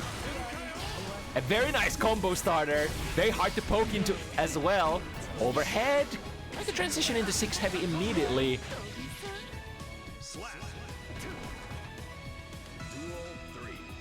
And now a super important round here once again. Photon would love to take it here and make it 4 points even. It's a great combo to the other side, however! There's still a lingering hitbox! So the reversal super is from Ino is just gonna lose. Nice blocks here on the same side. Dive kick. However, the conversion, I wonder if Photon wanted to like go for that SDP or rather the DP all along and just got an accidental close slash initially. 5P, tap them out of the sky. The small combo. It's gonna miss again! The diagonal alphas are completely destroying that reversal super from Mac. Oh, nice bait here. That's gonna be a nail in the coffin. That means that Mac is, in fact, gonna have a 2-game lead as we're inching closer and closer to the end of the set. Or I guess Mac is sort of inching closer to the championship rounds. But let's see if Photon still has something to say about that. Trying to poke with that 6 heavy, hoping that the opponent would press into that. Very common situation on chip Rekkas, where your, especially Rekka 1 is ever so slightly minus, and your opponent might want to take their turn. But it is a classic Street Fighter style spacing trap in the end. Right through the wall. Both players still looking for that first First 50 tension to potentially burn here, which Photon unfortunately does not have for this wall break again. Oh, here we go. That is definitely one way to play it. Spending 100, sending that projectile super, and then canceling out of it. Slightly dangerous proposition against a super mobile character like Chip, who does have 3 jumps. Could, like, if they are on... Oh! Frame trapping into a gold burst again. Mac. And then interrupting the Rinka sequence with the super that we built from that gold burst, mind you. Here we go with the Rekka 3 overhead conversion into combo still going. Both players potentially looking for one more hit.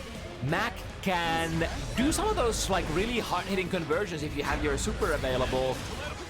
And Photon, we got the tightrope, don't drop. Wait, where the opponent going? And with the hardest hitting finisher, Zanzeroga. The only problem with this super is that it does not wall break and it takes the opponent mid-screen, but of course that problem is completely non-issue if you're just looking to finish your opponent at low health. Ooh, nice reaction there. 6P against the Alpha Blade. The Alpha is surprisingly interactable if you know your answers, especially the grounded one. You can just basically press anything and poke Chip out of it. Ooh, going under here with the stroke the big tree. Got the wall break. Mac could potentially take an overwhelming lead of the set here. But can she do it? Here comes Photon. Burst is on point. Full burst. Full tension for Mac. Ooh, going with the projectile RC shenanigans. Kind of like old projectile YRCs. Ah, it looks like Photon is still in it to win it for sure. 4-5, inching ever so closer. But now, it's like, the situation is... Still, the pressure is on Photon's side to take at least 2 games in a row if you want to acquire that commanding lead position. Set up tightrope. Missing a lot of those tightrope normals if you can make your combos work. Ooh, nice! From a jump B as well! Crazy, crazy conversions. Oh, trading with the chemical lab. Photon is definitely using those lighter buttons a bit more, which does make sense. They are more consistent. Then we get a punish. Oh, there's swag punish here. Could get a big starter like close slash. No, we're just gonna go for the classics. Honor the ancestors. Go for the air throw, as we say. As Guilty Gear has always been an extremely, especially old Gear has been extremely air throw prominent game. Ooh, inching closer with the 6P going under the chemical love and looking for one more hit. Aggressive burst. It's do or die. We would like to get it here. Leaf Crab is the tool of the trade that is gonna take it. 5-5. 2 more to bring it home. The Chile home crowd cheering for Photon. Can we do it? From the losing position, we had to take 2 in a row, and we've been able to do so. Oh, this time Photon doesn't bite into the gold burst frame trap. Be a wall break? Yep. Gonna start building very decent amount of tension here on the Chip side. Walks as well. But eventually, everybody will eventually succumb to the Inno blender. It is a series of unseeable mix-ups after all. Ooh, that was a cute dive out of the corner and gets a burst punish, sorry, DP punish as well. With that counter 8 starter, surely gonna do enough damage. Yes, indeed.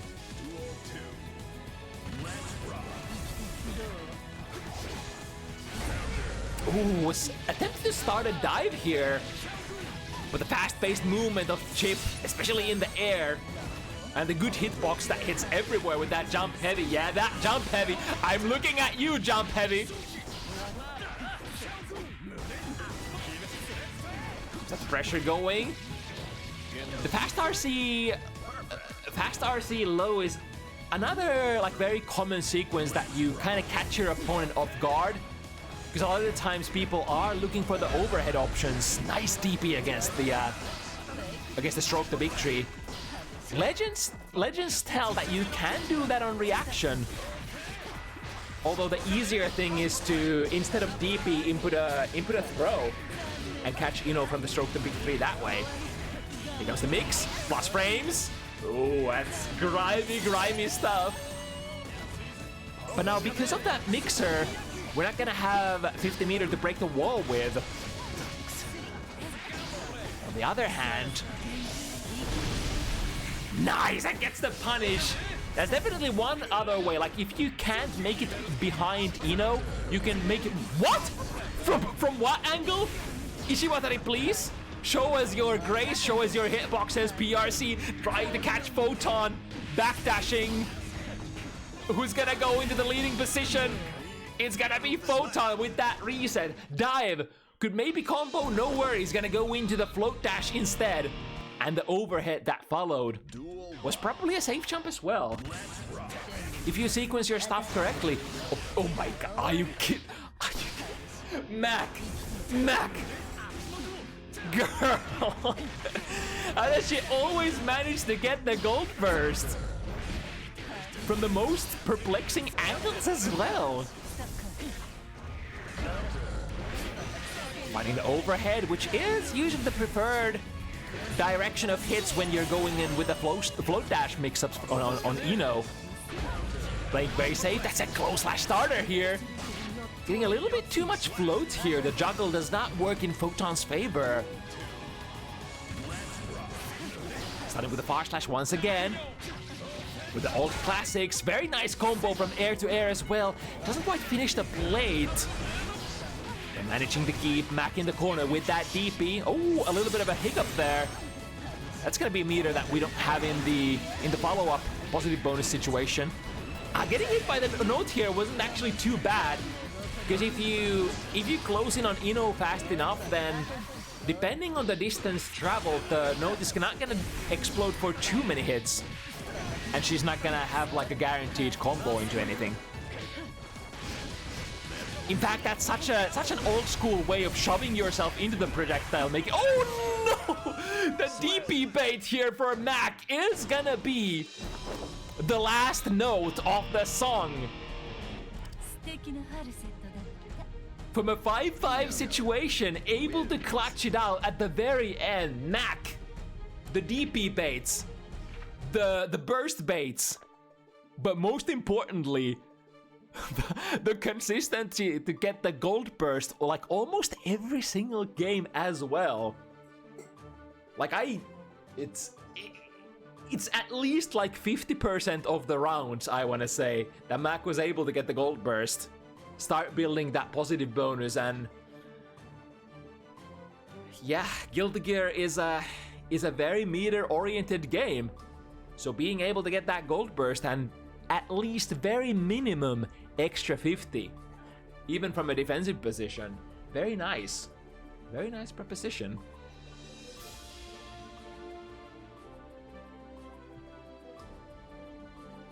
All right, queue up one more debut player here, Detada. On that interesting character, Bedman as well, gonna go up against one of our regulars here on Bounty Hunters, Ruby. On that main as well, Ruby does pilot a couple of different characters, mainly the Elfeld as well as the May. But it's gonna be the main coming out this time around.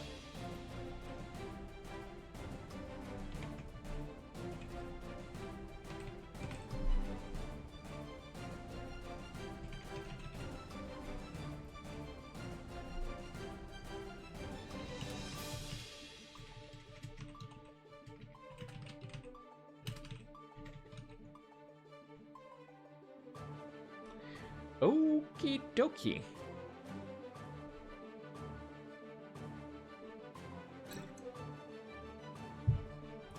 So Alpha was probably,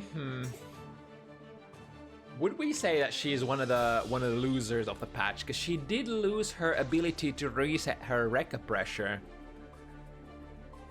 So now you have a total of 3 Rekkas to go for, and even if you roll, even if you sort of loop back to the S Rekka, it's not gonna refund your Rekka charges anymore.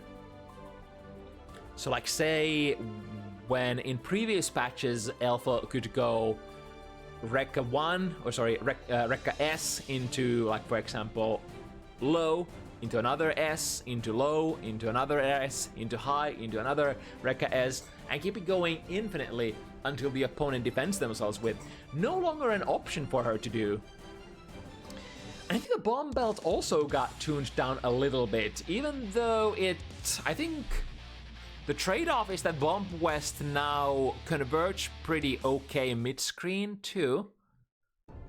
But of course the biggest change is that if Alpha herself gets hit, the Bomb Vest is gonna disappear, which was like one of the most requested nerfs.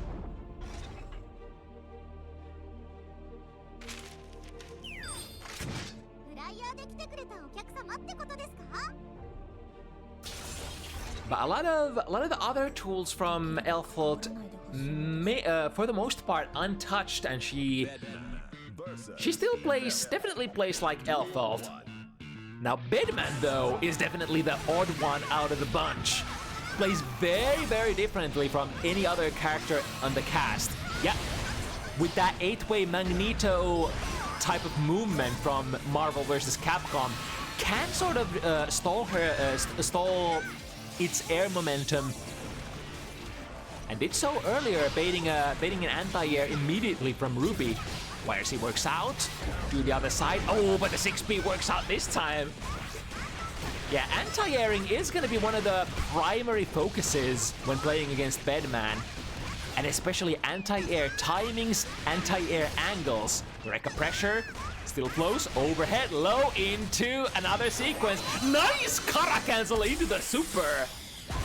I guess a lesser player would have probably just let it flow and finish the Rekka sequence and maybe risk getting a wall break without a kill.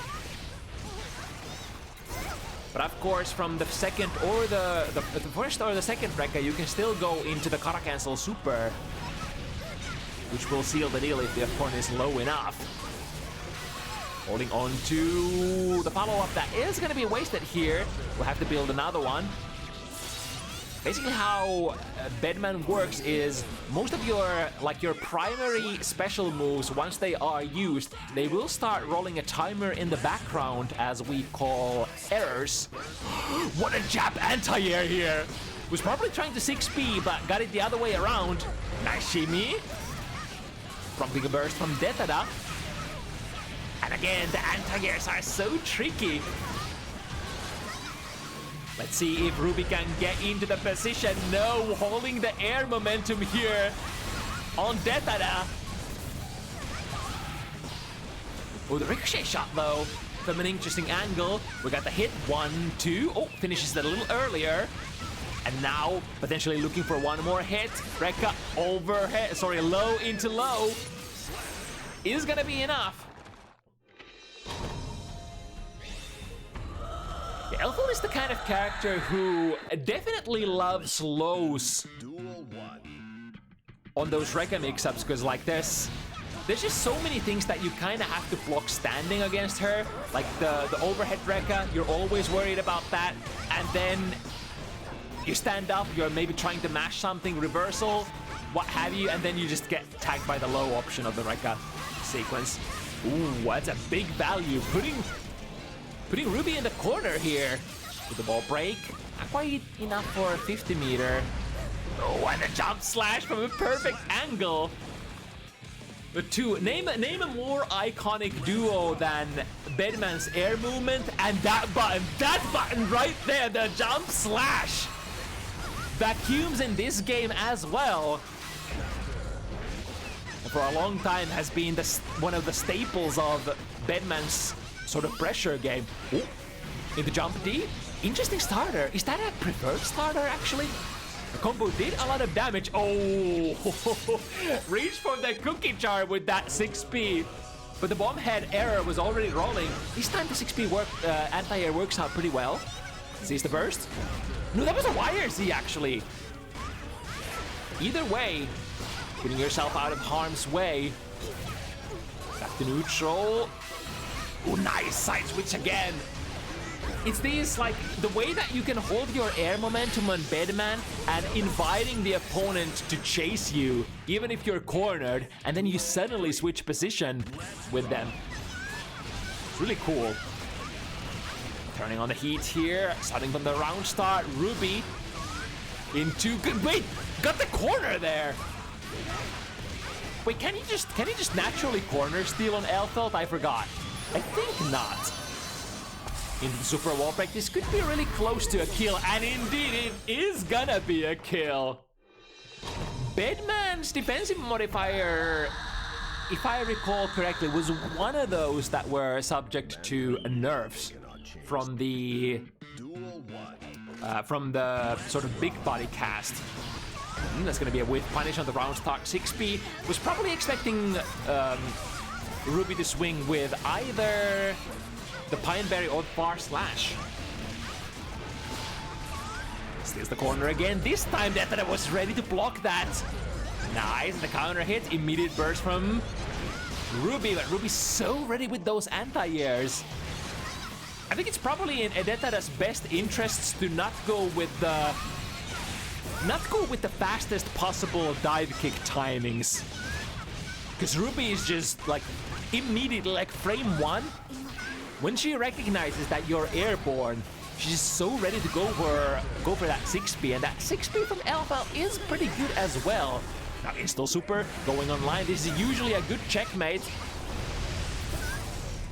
Lots of chip damage going in, unless the opponent blocks with the FD, which is what Ruby initially does, but getting tapped by the 5D. Detada slowly warming up. Looking to get on the board potentially here. One round up. Here comes Ruby's pressure though. Rekka overhead, then resetting into the Pineberry. Yeah, this is definitely the whatchamacallit, the mental stack the character.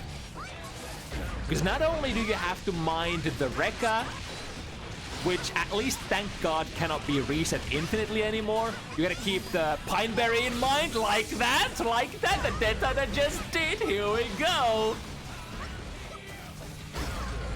Oh, but look at that. Goes for the jump D dive kick here on the Bedman side, and again, Ruby's just completely ready for it every single time.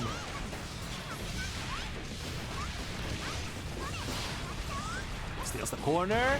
But if Detada manages to block against this correctly, however, Ruby did have the 50 meter to sink into extending that pressure in order to sort of guarantee an opportunity to flip yourself out of the corner with a Pineberry. Ooh, caught them with the caught them backdashing, and then the bomb head is still. Wait, the bomb head ended up whiffing. Tragedy strikes Detada. Powering through with the wide wire white weld assault. Succumbs to the overhead in the end. It is a 50-50 kind of world. Super fucked up situation, especially if you're on your last hit points. Then you have to really mind what is gonna happen during that Rekka sequence.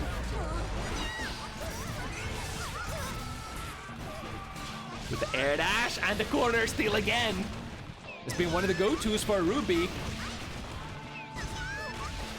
Overhead Rekka once again finds it smart, or was it? I think it was the S Rekka in fact that got through. Here comes the explosion, and we can pick it up.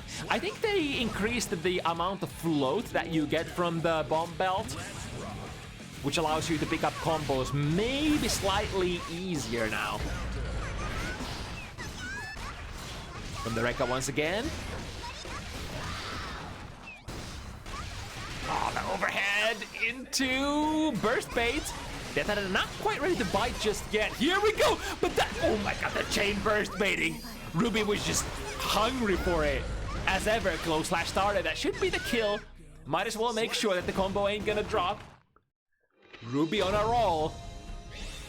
As usual, with a very strong performance. The pressure slowly mounting up on Detada. Slowly forced to make those decisions. The RPS options are back to back, happening so fast. It's like in a fast-paced game like Guilty Gear. Very easy to just let it pass by, and you notice that you've been reset like 3 times and you've been mixed up like 5 times in a row. Oh, with the dive kick. Sent the bomb head was definitely gonna whiff completely, but wasn't a perfect angle to go for a little bit of a dive kick. Alright. Definitely signs of life for our Bedman hero here. And the jump heavy reaches from a very far angle. It's gonna be a nice. That was a wow. How many seconds? That felt like a half a minute game here. It's been all Ruby until this point, but now Detada. Maybe engines starting to rev up. With the instant air dash reaching for that throw, but that time Ruby was going for the shimmy again. And now, potentially 2 hits from away from finishing it. Walks the record, that was nice. And the throw counterplay. Yeah, even if you are not a DP character, you do have quite a bit of counterplay options. I think this reversal support is gonna work out against the incoming strike from Detada. Once again into the Pineberry. Generally, grounded buttons aren't gonna be good. Grounded anti-airs, don't do it. You probably usually wanna go air to air or air throw on reaction. It's an interesting feature of the Rekka sequence as well. If one part whiffs, you can still go for the next one, like Ruby did there. Ended up whiffing couple of Rekkas, but still can go for the finisher. 1, 2, overhead, finds its mark again, fakes the corner steal. Ah! When you reset into that Pineberry, not only is it just a good old pressure reset, it's also an opportunity for Elfel to mix you up again with a high-low. So if you end up sleeping on the wheel, it's just so many different kinds of resets and mix-up options that Elfel can run on you. No 6P this time was probably a little late. Ooh, with the jumpy, almost goes for a successful pickup, but the Pineberry, the hitbox is on the ground. Even if Elfeld herself is somewhere in the skies, there we go. Beautiful, beautiful stuff. If we can do that consistently, then Detada's stonks are looking pretty good. Yeah, there's been a lot of like just quotations correct counterplay from Detada's side. But I reckon it's just, even if you know the counterplay and if you're trying to go for the counterplay, successfully pulling off the counterplay is a completely different kind of deal. Bombast goes off, was probably trying to go for like a jump start up there or something. And with the relentless pressure, Ruby pushing on. Yeah, we're gonna need stuff like that. Even if Detada kind of missed the jumping attempt there, the most important thing with the air momentum or the air movement of Bedmans is to not go into, like, not ram yourself into the most obvious 6Ps like there. Exactly like there. Bait the anti-airs. Make Ruby second guess herself. And when the opponent, when the foe starts second guessing their anti-airs, that's when the you know, the most standard immediate air movement, yeah, like that. That's when they start working out. Beautiful couple of games for Detada. I think we're probably gonna get the first disconnection of the evening here as well.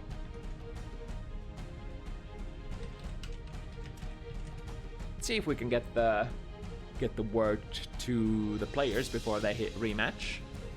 Of course, this is a pretty sort of standard situation. If you notice that the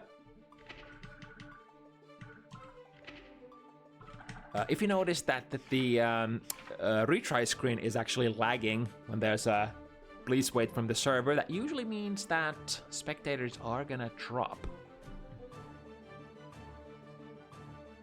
Okay, the players did notice, so we're gonna just sandbag through this one in order to not lose any match footage here.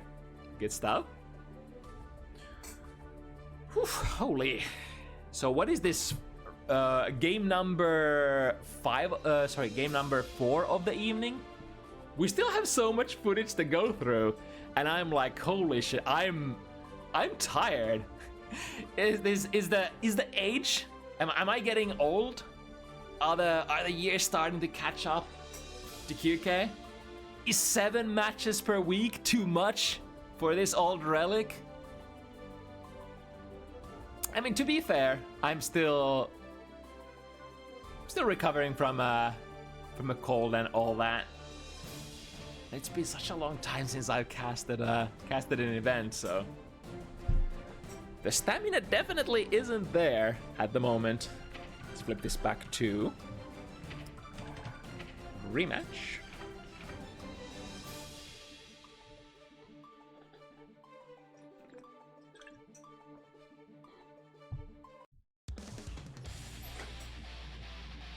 All right, from a leading 5-2 position in Ruby's favor, we're gonna resume this set.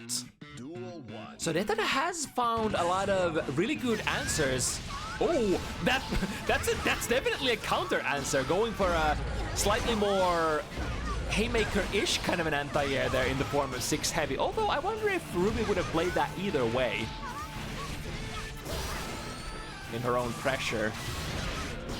Trying to time the error perfectly in order to engage with it. But it's kind of tricky when your opponent is just bum rushing you, bull rushing, rushing down, all kinds of rushing happening here. With the cross up as well, triggering the bomb vest. Immediate KO. Right, starting off strong. But unfortunately, it's always nice to be able to get the first hit and get the first error rolling, so that you can put that. Oh, yo, that was a ricochet and a half from Elfeld. To the other side, immediate. Even in the cross-up situation, Ruby was just completely ready to go for the 6P anti-air once again. Shooting the off-screen ricochet.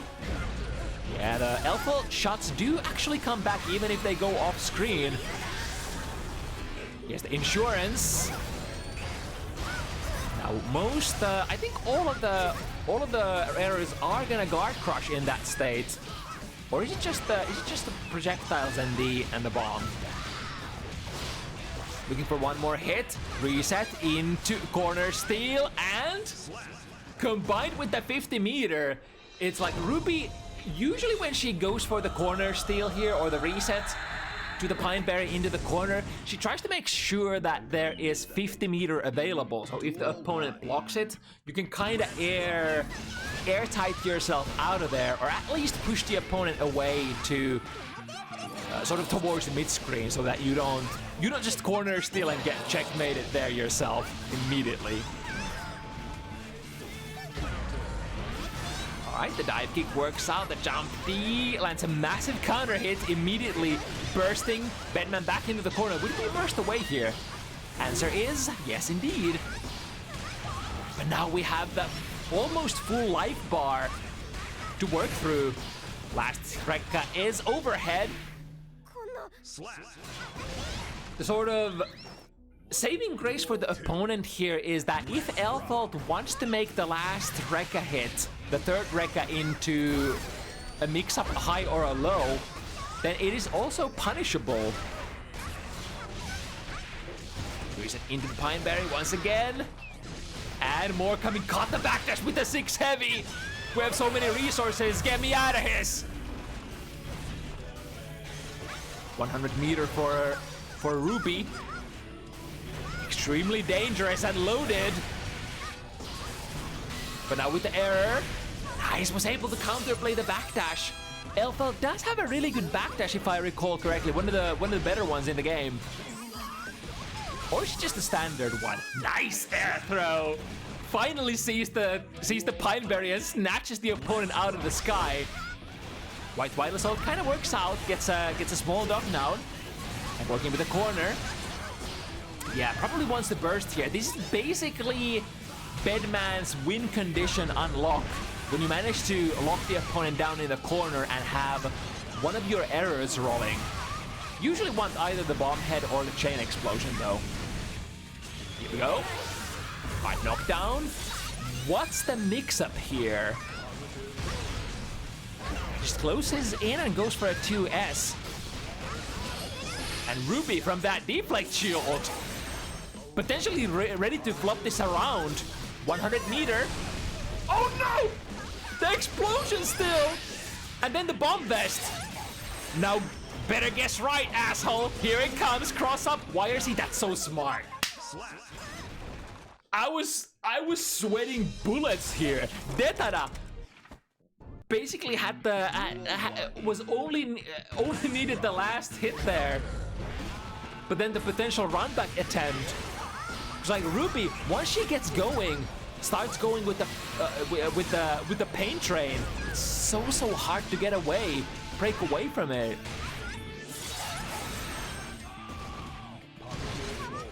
Nice check. Was that a 2K or 5K there on the artist formerly known as Rydal Express? Nice. The Pineberry just ends up completely avoiding the reversal super. What a move. 6 heavy still reaches. And 1 and 2 into reset. Yeah, the Astraka is so tricky because it's only -1, so it allows, or is it -2? -1 or -2, and allows like a lot of different shenanigans. You can go for a throw, so you can try to reset into nice. Sees the airborne opponent, go for a throw. The chain explosion error doesn't quite reach here. We got another one rolling. Bomb head tries to jump out of the corner. Wakes up with a 6B. Would this go behind? No, however, we're fixing the problem. Use the PRC. An air throw. Signs of life indeed from Detada. However, this is a set point position for RubyPrison. Cross them up once again. 1, 2, 3. And 50 meter on Ruby's account still. Overhead, yep, had to use the 50 meter there. On Rekka 3, if you go for the mix-up, gotta spend it. Goes for a low this time and spend it. That's a punish though. And that's the biggest possible punish. Close slash. Here we go. Detada misses the combo. Still gets the slide or the Beyblade. However, aggressive advancement. Oh, baits the burst and that's gonna be it. Detada had an opportunity to run it back. But it's so difficult when your opponent is this aggressive. Never-ending onslaught of mix-ups, pressure resets, everything. Highs, lows, lefts, rights. You name it. So hard to keep up. And Ruby taking it 7-3 over Detada. But hopefully we get to see Detada in the future once again. Bedmans, we definitely don't have enough of that character. Whew. Number 5. Number 5 is the Milia matchup. So Gizmo versus LagBoy.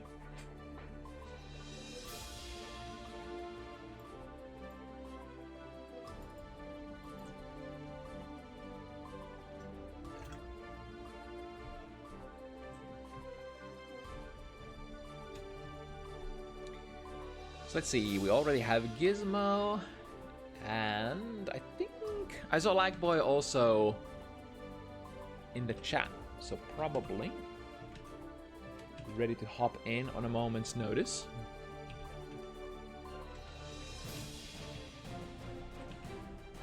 Yep, there we go.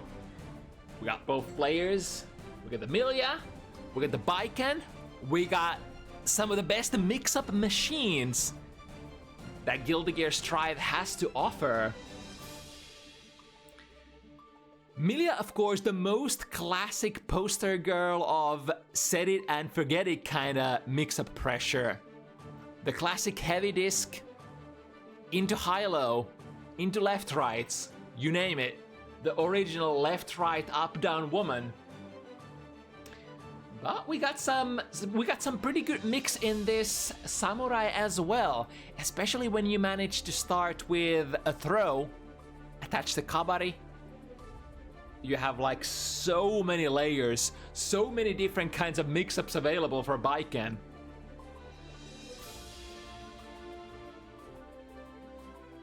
Milia perhaps a little bit better at maneuvering the neutral, but then to compensate for that, Baiken tends to have such a huge amount of damage that she can dish out for hits. So Milia represents kind of the school of mix-up characters that don't necessarily deal a whole lot of damage, but their situations repeat really, really well over and over again. So she flows really well. On the other hand, Baiken is the kind of mix-up character, when you manage to actually land your overhead, she's gonna deliver a shit ton of damage. Especially in a pixie character like Milia. So I gotta be really careful not to get tagged. I mean, it's kind of the same deal against pretty much any character in the game. If Milia gets caught, if Chip gets caught, it's the fate of the pixie characters. Gonna go down with a couple of hits if they got a good one.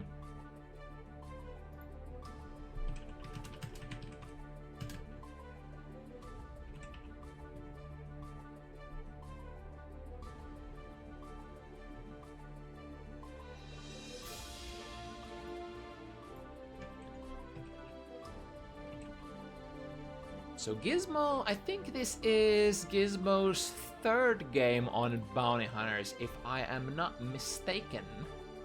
With a record of 1-1.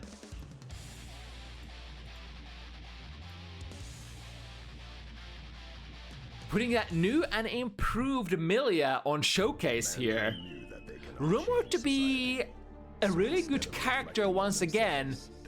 In some of the previous patches, Milia was put in a position where like many players just didn't consider didn't consider her to be quite the competitive character that she's been in the past. However, oh, we good?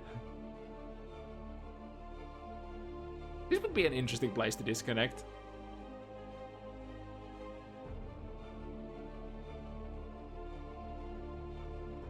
Yeah, looks like it is, in fact, gonna be a disconnection here. But I guess better on the first match rather than in the middle of the set.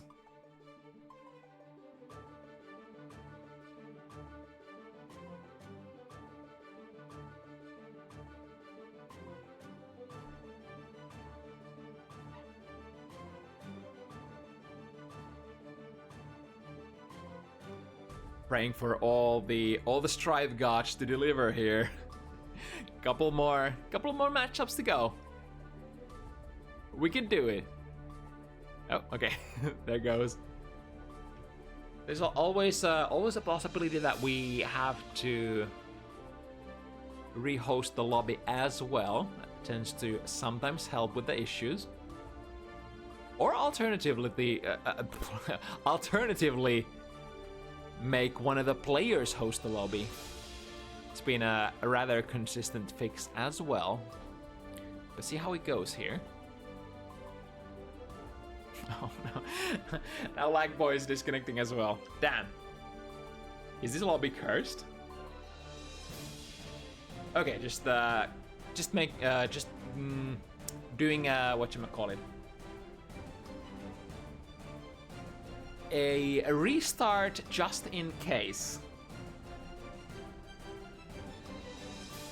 Okay. We get a safety restart from both players.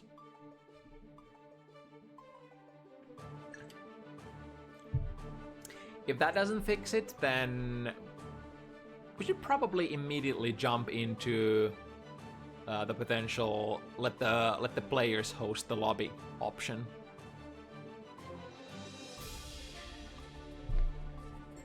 I might as well flash the card while we're waiting for our players to get back.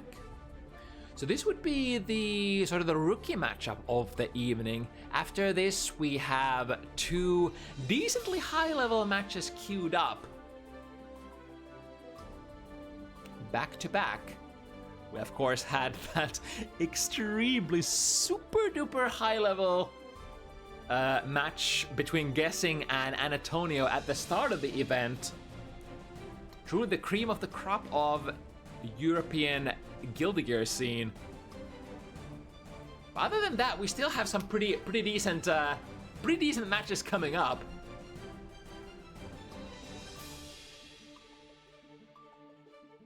And one of those matches is gonna be a Zato matchup as well. We actually have our resident Finnish Zato expert Tomi hopping on after this.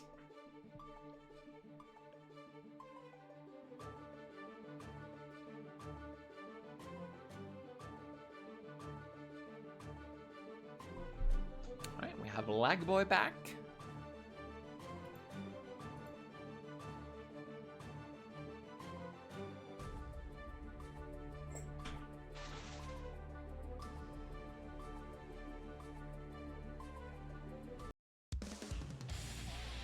Okay, ready to rock it. Hopefully. Let's see. Let's see. It's really weird disconnecting like in the intro. Oh. Yeah, I think we should probably let one of the players host the lobby instead.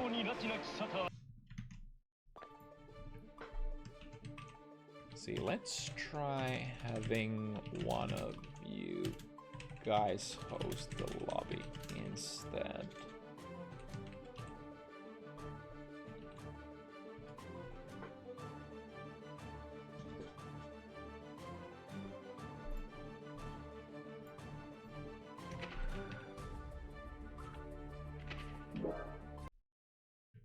All right, please stand by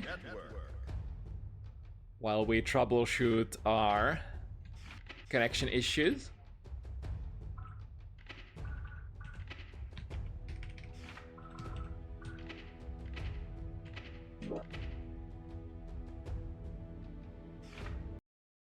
Welcome.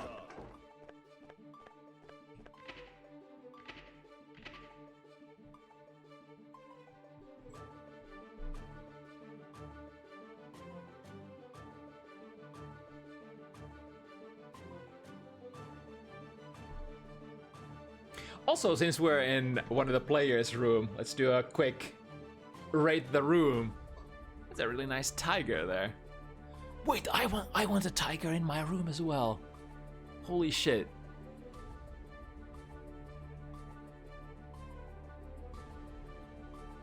Although I do have my little kittens. My little baby girls, Luna and Milky. My pretty little white Maine Coons in my own player room. It's a really nice tiger though. I didn't even realize that you can have a tiger in your room.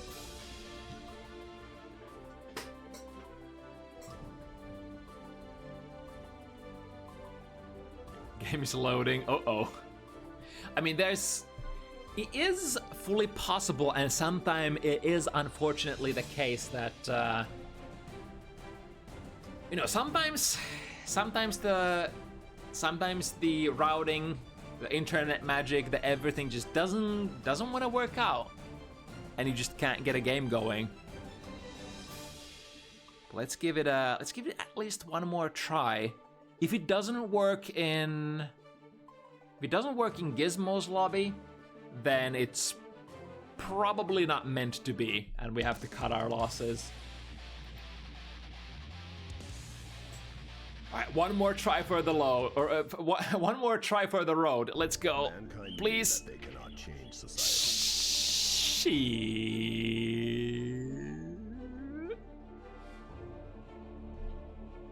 Okay, well.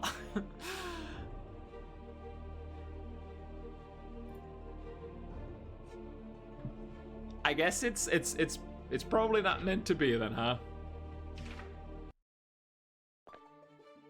What else can we try? Is it...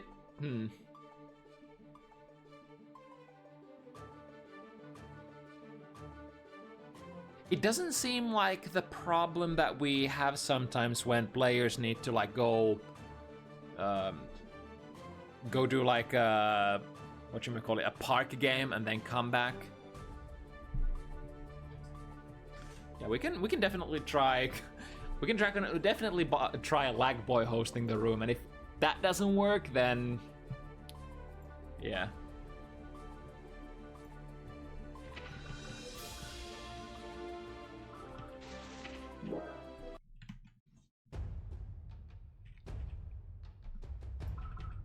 Network.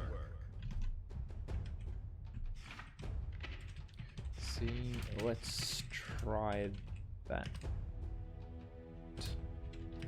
And if it doesn't work out, then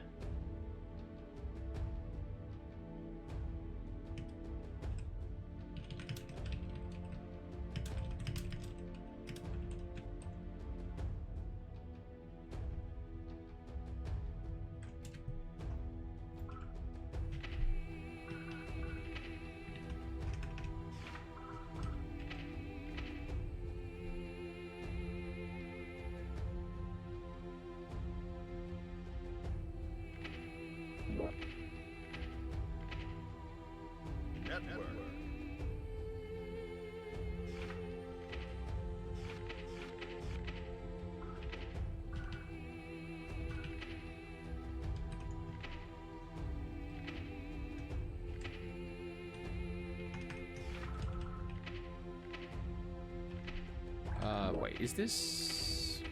Huh? Where? Does the room not exist yet? Because I think I see the previous room, but...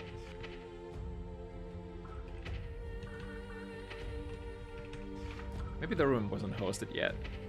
There we go, okay. It's weird because the ghost of the previous room is still there. Welcome. Okay, please. Please, work. We want to see Guilty Gear.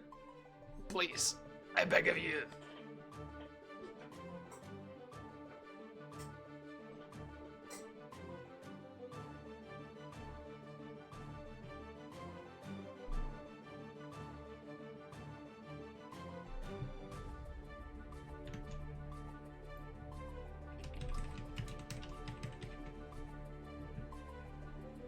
One more try for the road.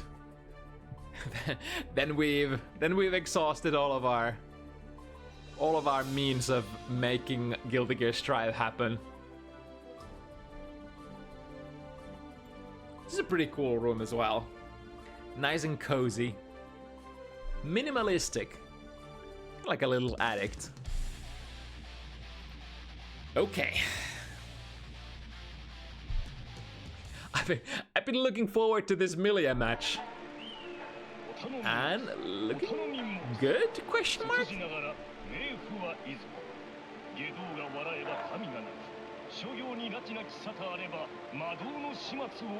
I don't want to celebrate until we're actually in game.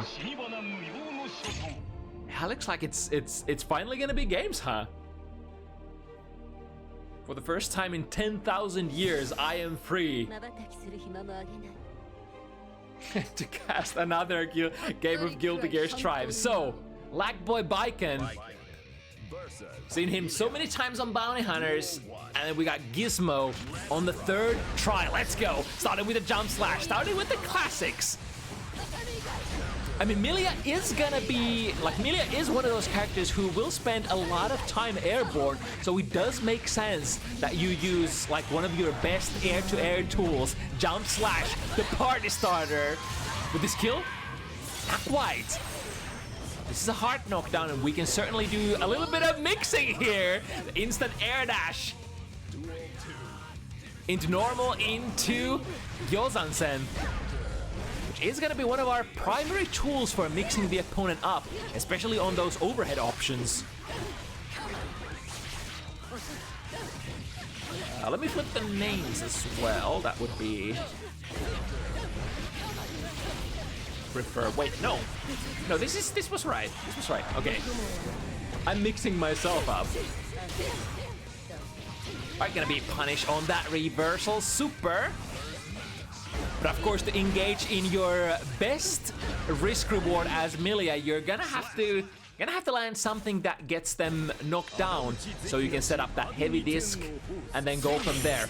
Preferably from like a throw or a 2D, so that you can get what they call in the... Oh my... Yo, you crossed up and you blocked that? Are we sickos here? Into a pretty safe setup, go for a low this time, and convert 1, 2, 3. Very close to a kill here. Again, the same situation, literally 1 hit point left. Calculated.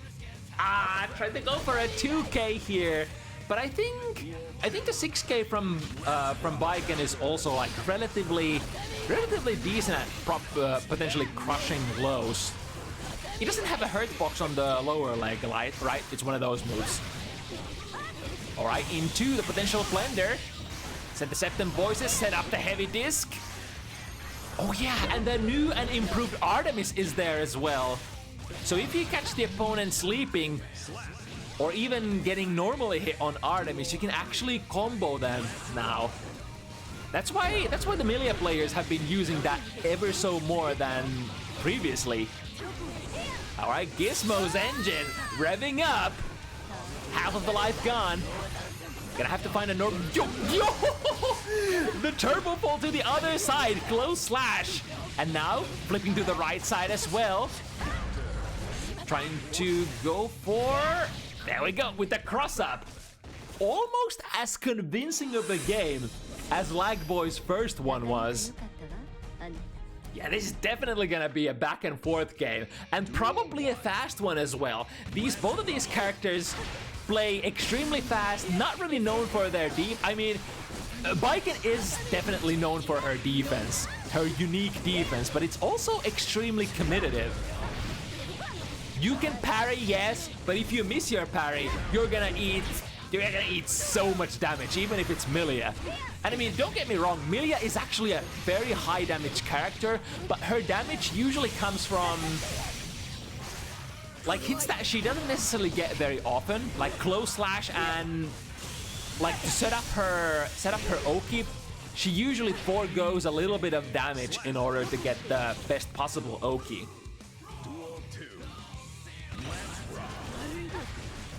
Speaking of the close slash, I say maybe maybe it's not as easy for her to get the close slash as other characters, but nah, is that really so? She has one of the best close slash anti-airs in the game, and you should probably be finding a Baiken opponent in the air relatively often. That was a nice jumpy anti-air. Speaking of the parry, here comes the first of the set. The YRC is gonna take care of both the high and the low. The gun? Oh my god, that was an interesting gun bounce. Gizmo actually recovered the airborne there. And able to go for overhead for good measure. Still in the corner there with the Rose. 6k, also an overhead, one of the reactable ones.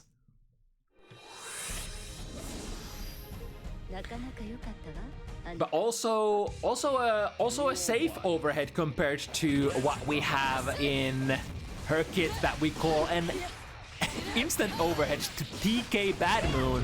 Oh, there we go with the Artemis.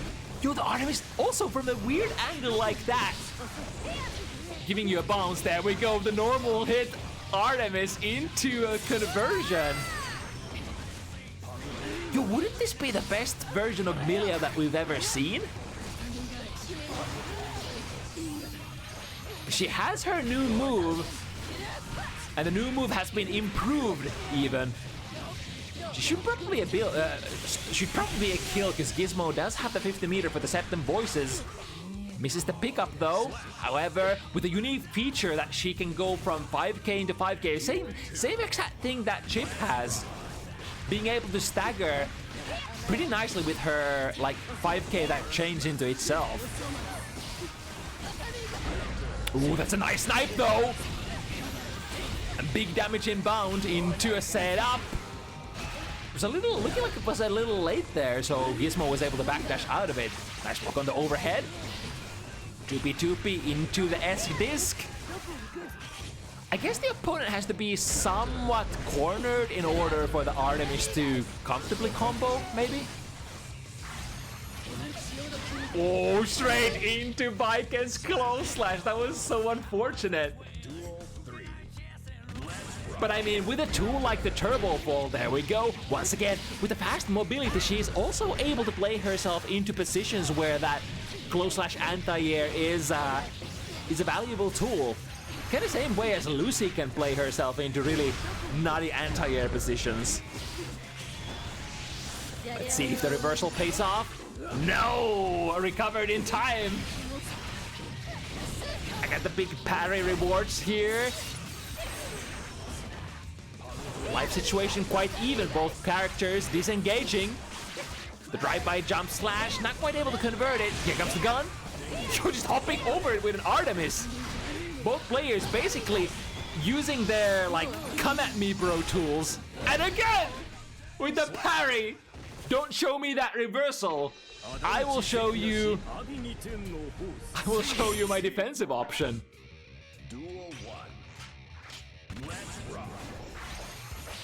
Ooh, with a nice movement, able to land and go for a 2K. Trading jabs back and forth. Oh my god, colliding with the tatami mat here. Both players trying to find a clean hit. Trade once again. Alright, making sure that we aren't gonna get punished for that hair car. Oh, here we go. Time to mix it up. Not sure if the TK, or rather the Yozan, was meant to whiff there, but I mean, there definitely are setups where you whiff buttons and then go into like empty lows or even empty throws and double it up. Oh, the drive-by Yozan from the other side. Close slash once again. Are you airborne, yes or no? If yes, I might be able to play myself into a position where I get a close slash. Can I get another one? Getting some decent amount of damage here, setting up the S-disc. Oh my god, which side are we on? Went for the throw a little too early. Here's a burst bait. LagBoy not quite ready to burst just yet. And he can, in fact, choose to not burst at all this round if he wants. Yo, the corner still there. 6B went into the wrong direction. 5B, nice. Got the Gatling into the 6K there. Super important to convert your jabs. Wait, can Biken actually convert her jabs? Wait, I thought 5K. Sorry, I thought 5P doesn't go into anything. Alright, barely missing with a TK Yoz or the instant air dash Yozan. Time to mix into a low. And the cash out. Not gonna kill just yet, but LagBoy has a really massive life lead here going into the next screen. Just attach the S-Kabari plus frames, and here we go. Taking the lead once again. It's kind of like the safest way to engage with the opponent after the hard knockdown wall break. If you don't want to go in, just send the S-Kabari. I think you might be able to backdash out of it if you're reading it as the opponent, but another S-Kabari coming through. And even from this distance, this should be able to catch with the subsequent hits, even if the first one misses. Attaching the S-Kabari once again. We are tethered. Linked together, as they say. But it goes both ways. The opponent has basically... Oh, can we make it whiff? No! The big, massive cleaving hitbox. The backwards hitbox of the Yozan. Catching Gizmo, trying to press anti-airs. Into a cross-up this time. We're ever so close to that burst. Gizmo is able to finally get it. However, LagBoy was looking at those resources. Basically reading that the opponent wants to go for the burst as soon as possible. Ooh, the tether. Tether holding them together, so the Artemis seems to be able to combo a little bit easier. I mean, I guess it depends on your angle, and if you like cross up like that, trying to be probably a little bit safe here against the burst of LagBoys. But again, LagBoy has the same proposition as before. We don't have to burst here if we don't want to. The burden the burden is on Gizmo's side. Basically a win-win situation. We can potentially win the round, or the opponent might hard bait our burst, or then we just take the L and go to the next round, go to the last round with our burst resources intact. We're trying to go for a parry here. Nice bait here from the side of Gizmo. Got the 50. Winger queued up, time to fly. Show him the wings. What can we do here? To the other side, LagBoy is ready for that though. Has seen those moves before. with the slowdown frames, that was a couple of extra 2Ps that we could put in there. Should be able to fly over. Yes, indeed. With the multiple air options from Milia. 2 air dashes instead of 1. Although that time we didn't even need to use that. Just using a double jump to go over that super. Right, doesn't want to get caught by the 2K2D, which would lead into the meaty heavy disc. Oh, that's a neutral-ish trade. Not sure which player got the best out of that one. Oh, baby, that's a big counter hit. 5 heavy, or was that 6 heavy? I think it was 5 heavy into tether. Good conversion as well. Good blocks, however, in the follow-up situation, eating a close slash. Uh-oh, LagBoy. Be careful. Here got the mix-ups. With the low. Need one more at least. Ooh, that's an awkward angle. Artemis went into a completely wrong direction that time. And the jump slash. That's the classic. Drops the combo. Ooh, dead.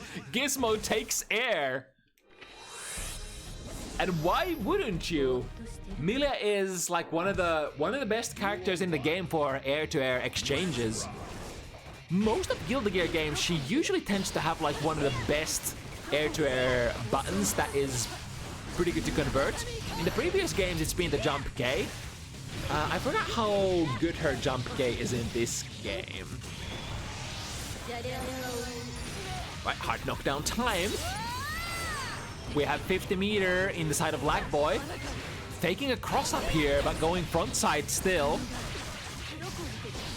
2-piece into the Esk disc. Both players eating a lot of straight hits. There we go. Was waiting for it. It's kind of feeling for it. Is it gonna come out? Is it gonna come out? Yes, it's gonna come out. Then they're expiring. Back to neutral. Oh, that's a good jump heavy. The cool thing about that button is, combined with how fast Milia sort of goes down, kind of like a Gold Lewis in a way. The jump heavy works so well in tandem with her aerial arcs, hitting basically both sides. We go with the RC into a little bit of a mix-up. Ooh, tried to press a button. Artemis does catch, but not with a counter hit. That was maybe supposed to be a TK something here. That jumpy doesn't matter. Gizmo clears it up and evens it up 4 apiece. Really fast games. Milia wins.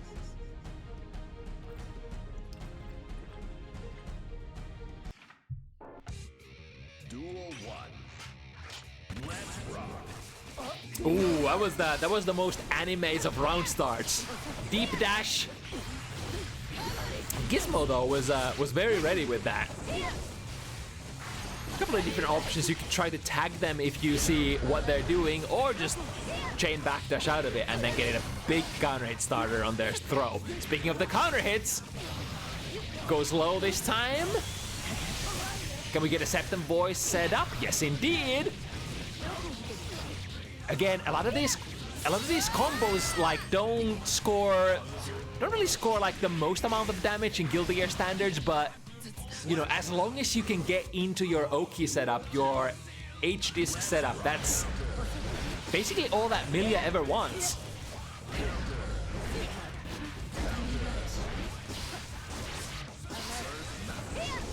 Alright, LagBoy with the burst, back in business. Ooh, goes for a Hail Mary hair car. Finding a low hit with that. And then, opting to not take the wall break here, instead setting up a reset. And making sure that we have a really advantageous setup here. The Septum Voices and PRC combined Gizmo. That is so plus that you're probably not gonna do anything in that situation as Baiken. Playing yourself in the corner. How can we get out of there? Goes for a red parry, but the timing is quite tight.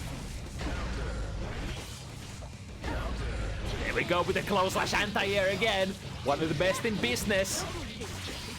In the same class with the likes of Johnny, Nagayuki, Slayer, Leo, you name it. All of those close slashes that hit so high up in the sky. Yes, it's interesting how they've implemented a lot of different like features. Like pretty much every single character in the game is pretty good with their close slashes.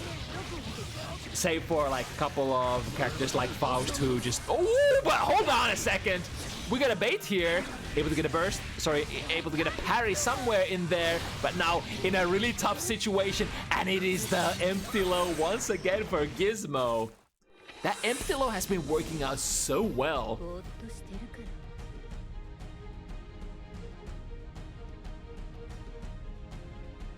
And technically, Baiken could parry like all of those highs, those lows, all the same. If you do have the reversal timing on the Hirage ready to go.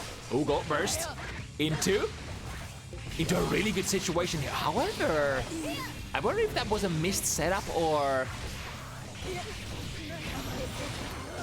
something else. However, Gizmo ends up clearing the mix-ups to get 2D. We set up a meaty disc. YRC, get out of the air. I don't want to eat these mix-ups. I wouldn't want to either. Straight into Turbo Fall into the glow slash of LagBoys. Got so many things happening at the same time. Turbo Fall to the other side. We not only have the high-low at home, we also have these left-rights. And then what? Gizmo looking to be on a roll, so to say. In fact, set point position here for Gizmo. Get hit once, and it feels like it's over. With the nasty amount of blender that Gizmo is able to exert. Alright, time for a little bit of LagBoy footage as well. To the other side with the Yozan, making sure that there is pressure continuation after the blocked Yozan-sen. Ooh, that I think generally is punishable. Finding a 5B and secures the round.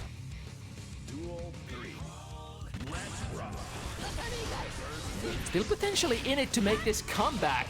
Nice, sees the turbo fall, goes for the mash, and a successful parry as well. Those do considerably decent amount of damage based the burst, however, not close enough for the best Baiken conversions. And the S buttons are a little problematic still for a Baiken.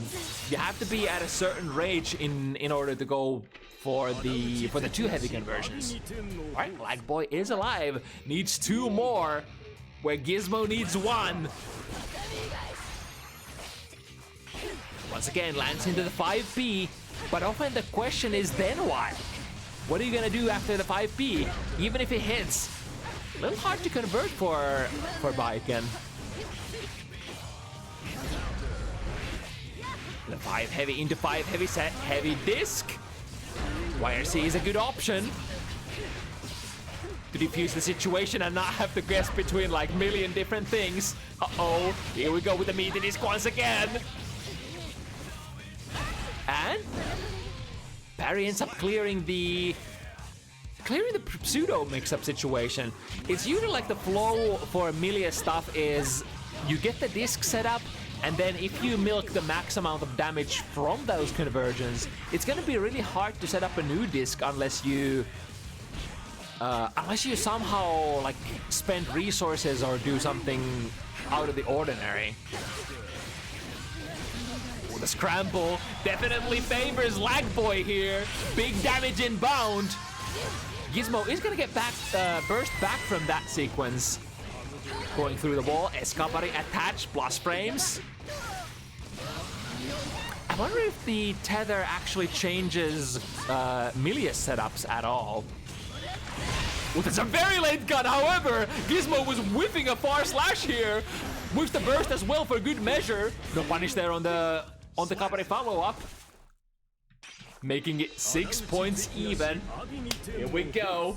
Final countdown coming up. In this extremely... It's probably one of the fastest 6-6 games that we've casted on Bounty Hunters because they play so fast. Both players swinging wild, trying to find purchase for their hits. It's gonna be LagBoy that finds the first one. FD pushing Baiken far enough away so that there is no threat for Yozan.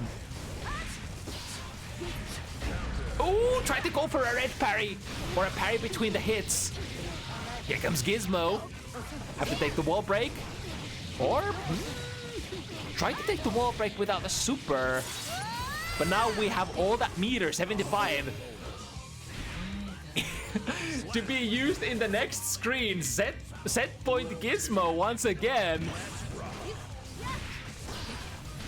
To the other side. Oh, this is so tricky. Set up the disc. Cross up again. Tried to bait for the burst, but didn't bait long enough. LagBoy getting actually punished for whipping that Yozan in the air. This Milia character just keeps coming relentlessly. Is that gonna be it? Into a wall break, and Gizmo on that Milia brings it to the last game, but also brings it home successfully. 7-6. Wow, that was definitely fast Guilty Gear gameplay. And I mean, it makes sense. These characters play the game extremely fast. Amelia especially, a character that sometimes just sacrifices combos for reset potential.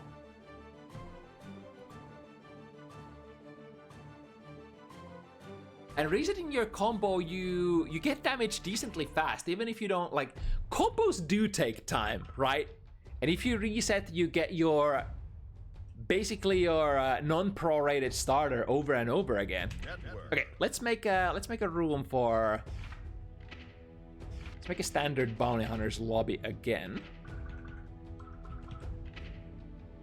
ID is gonna be the same.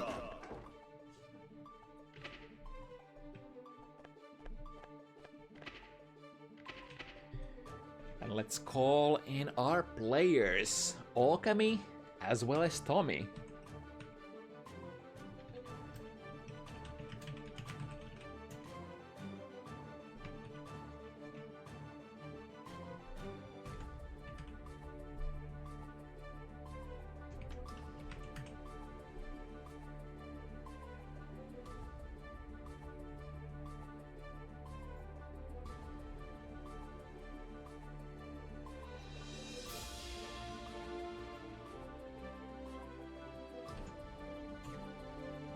There we go. So Sin versus Zato. At this point, like pretty much any Zato matchup is gonna be so interesting, because we just don't have too many Zato players left.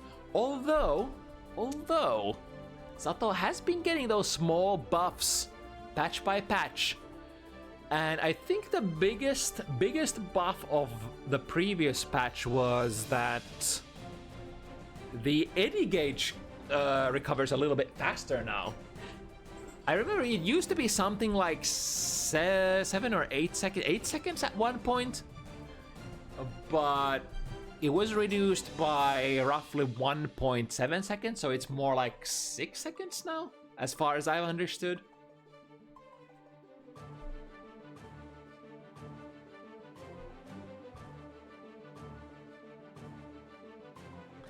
But not only that, you do have your new Zato move, which I'm gonna be honest. I've played against some Zatos in this patch. I've never seen the new move actually being used. So it remains to be seen if Tomi actually manages to put like I'm not sure if Zato players even want to use that move at this point. Like, is that move even useful? I mean, it's super cool, but let's see what's up. Starting our last Bounty Hunter sequence here, we got 2 high-level matches back to back. First, we got Okami for the first time on Bounty Hunters on that Sin. Very explosive match as well. And Sin has that interesting ability to use his command dash to sort of bypass the puppet, if you will. Can use it off, for example, Beak Driver, but can do it raw nowadays as well. Yeah, or you can just dash through if you think the opponent Zato is gonna go for those up poses. You can just run past them. There is no hitbox. Time to mix it up. Sees the opponent airborne. However, there was too much bounce. The slowdown frames of the PRC as well as the hoof stomp, juggling Tomi a little bit too much. Tomi's attempt to potentially bring this back. Zato Gage is out, tries to go for a throw. At that point, when you don't have your puppet anymore, it's like the throw, the command grab, and yeah, those are probably some of your best options for wasting time. Ooh, he's able to sneak to the other side. Here we go, big Zato damage. Yeah, it does seem that it's still very slow still to come back. I think even better than the Zato Gage recovering fast. Oh, it's ready to bait for it as well. Aborting the overhead combo just in time to get the burst, and 2K to the Tyrant Barrel. Oh, are we getting a disconnection again?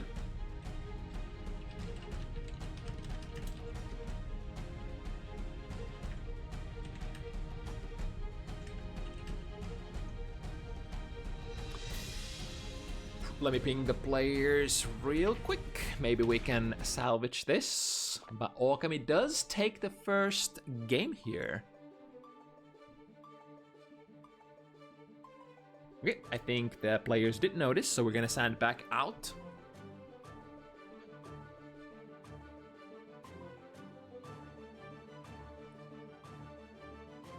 Yeah, we had a really fast game there in the form of Milia Baiken in the previous set. This one is gonna be, I think, fast in a completely different way, because both of these characters deal massive amount of damage. Sin, some of the most consistent 2-3 toucher in the game.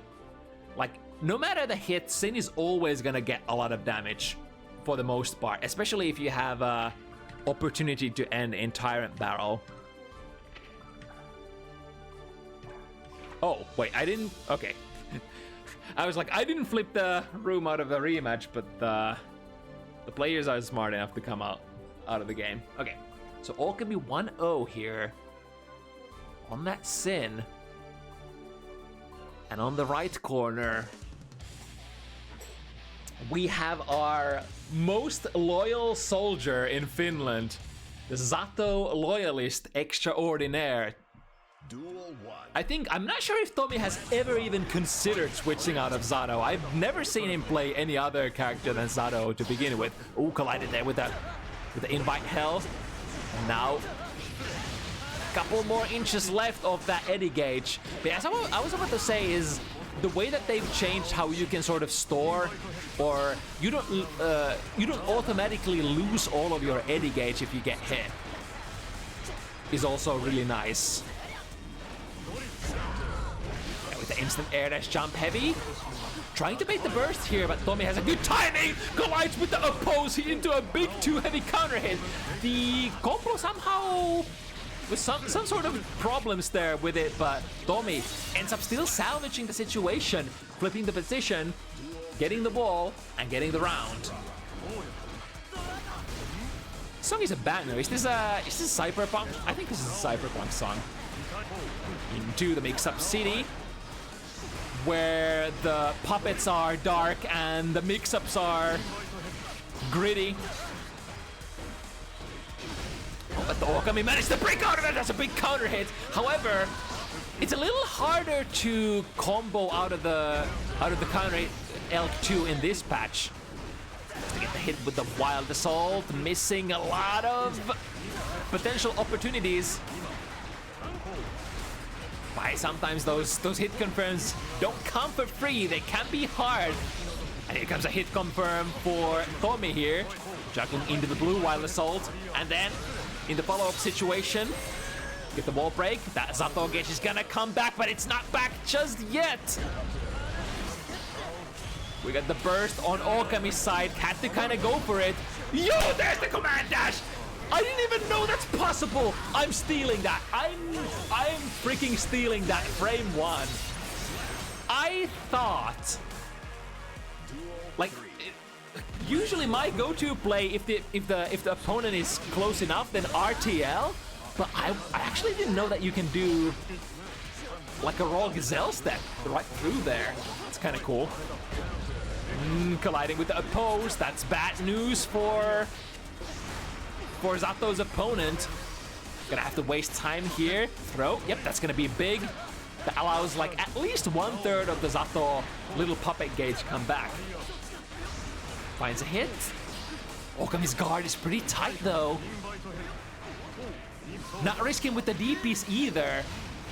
Goes for the safest option that you can go. Throw option select here immediately into the PRC, but Tomi should be able to get the round here with this combo, yeah. These Zato combos, especially when you have all of your eddy gauge ready to go, extremely damaging. Evens it out 1-1.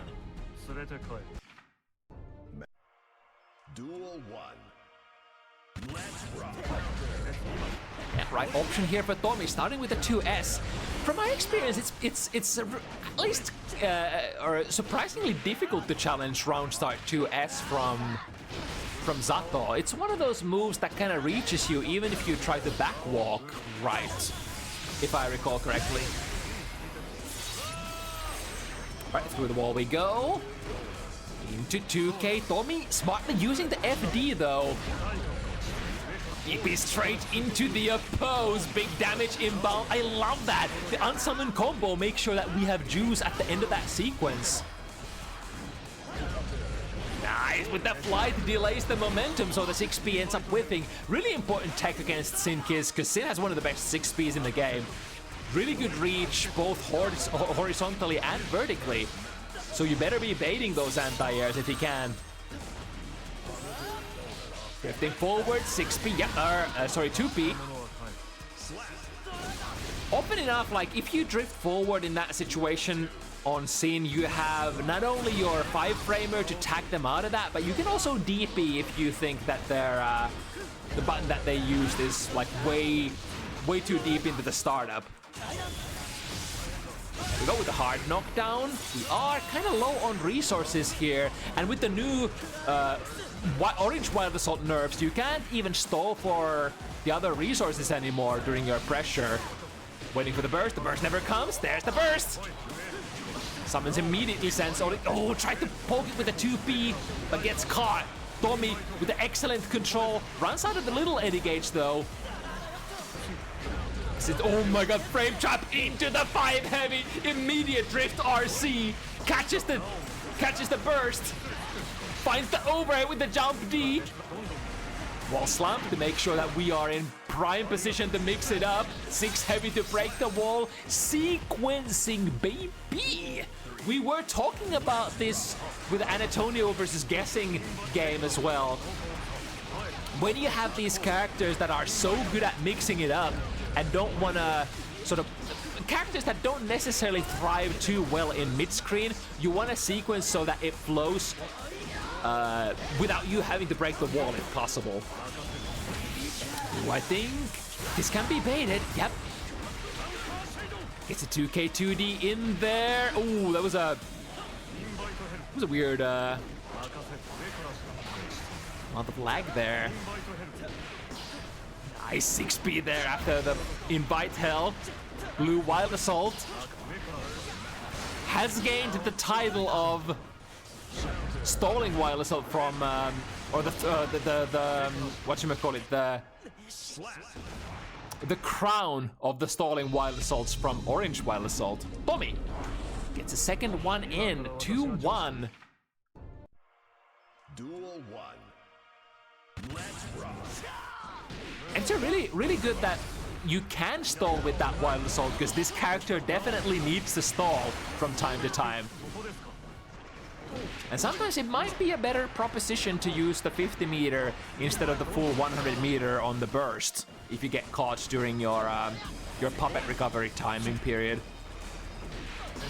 Using the 6B really aggressively here, which does make sense. The bar slash is one of the workhorses of Sin, has always been and always will be. And it's not only that, can also 6B, I think, a beak driver pretty comfortably.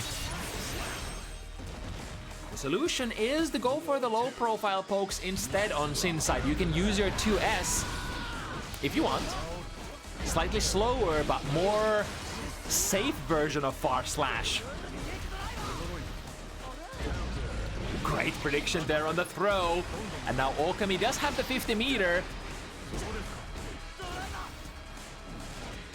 Waiting for that stamina. Oh, I like that into the low. Tomi maybe knows the setup though. Blocks the airtight low successfully. Oh, that's unfortunate. Corners himself here, Okami, and is forced to take all of these puppet mix-ups. Quick unsummon into more pressure. Tomi's relentless. Ends up running out, but I think it's gonna be enough. The gamble pays off, so you during your pressure you do have an option to sort of hard commit and go for maximum amount of pressure, maximum amount of mix-ups, and if you do find the hit in the end, you could finish the round with a super. But if you wanna be sort of resource efficient, you're probably gonna route into unsummon instead and try to keep the gauge high, like so, and still gets a really good mix-up. Here we go, cashing out with damage, since we do have decent amount of eddy gauge still left. In fact, completely full amount of eddy gauge. Stand up with 5D. The mix-up machine keeps on delivering. This is what Zato has always been about. When you can start the pressure with your puppet, the opponent just has to guess. Out of the eddy gauge, sees the burst. That's so smart. Was drifting forward with that PRC, sees the startup frames of the DP and baits it with ease. It's crazy as well. Okami hasn't been using that DP all too much so far, but it feels like every time he does, Tomi is ready with the bait. That's kind of what high-level Guilty Gear is all about. Yo, the 5B, are you kidding me? Between, I think that was a 6K cancel as well. Into, yep. Keeping these 2 stamina pressure burns as tight as possible so that there is no counterplay from the opponent. Nicely. Tomi's just blazing forward. After that one game for Okami, it's just basically been all Tomi since then. Like, Okami has had like pretty decent sequences here and there, but ultimately when Tomi... Oh, that was a really nice snipe with the puppet.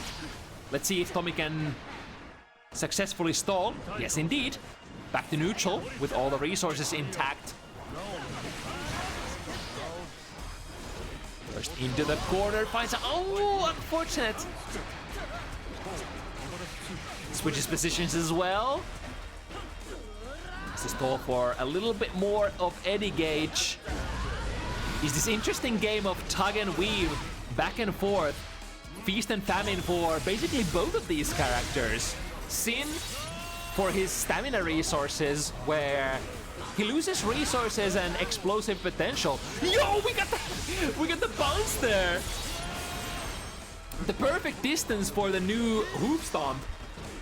With the throw RC option select once again, sees the opponent in the air and can adjust accordingly. It's a little expensive sequence for what it is, but when you're fighting for the last hit, you're probably spending any amount of resources to make it all as safe as possible, right? The big 5P anti-air, cashing out maximum into +3 from the 6K.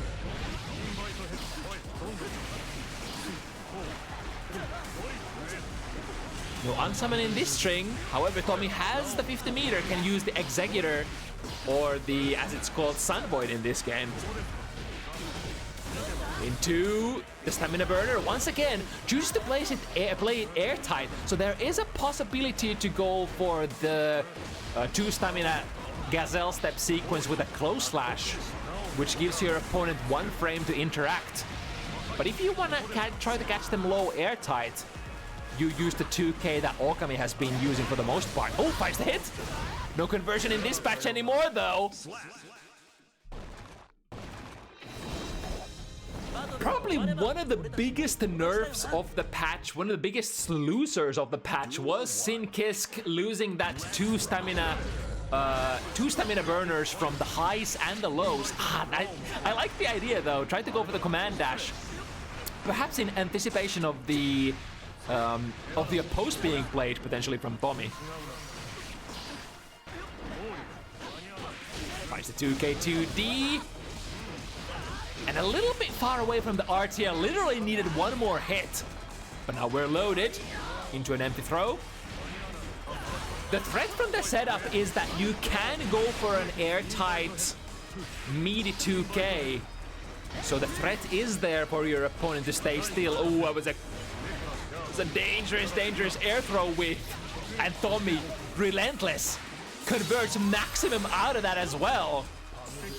Drift forward. Yeah, one option, like, instead of running away when you don't have your puppet gauge yet, you can go hyper aggressive and try to play some sort of stagger pressure. Once again, these invite health placings from Tomi have been really great.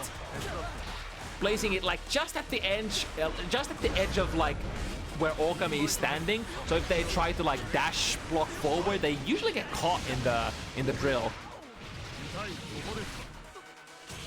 Alright, we do have the Sunboard ready to go. Refill the whole puppet gauge. And the Oki afterwards is really safe as well. That pierce from safe distance. Even if Sin was the DP, it would just completely whiff. Finally in safe distance to use the YRC. And not only does that put end to the main body's pressure, it also destroys little guy if Zato gets hit. Another one for Tomi. 5-2. Starting to get into really dangerous territory. Able to build a sandwich here. Yeah, use... Ooh, the gold burst here. At least Tomi didn't get punished there. Good angle to jump out. And into more sandwich pressure. Ooh, fakes the potential cross up, but then comes back in the front side again. Yeah, the new move just hasn't been used too much, leading me to believe that the new Zato move is just not very popular with the Zato players.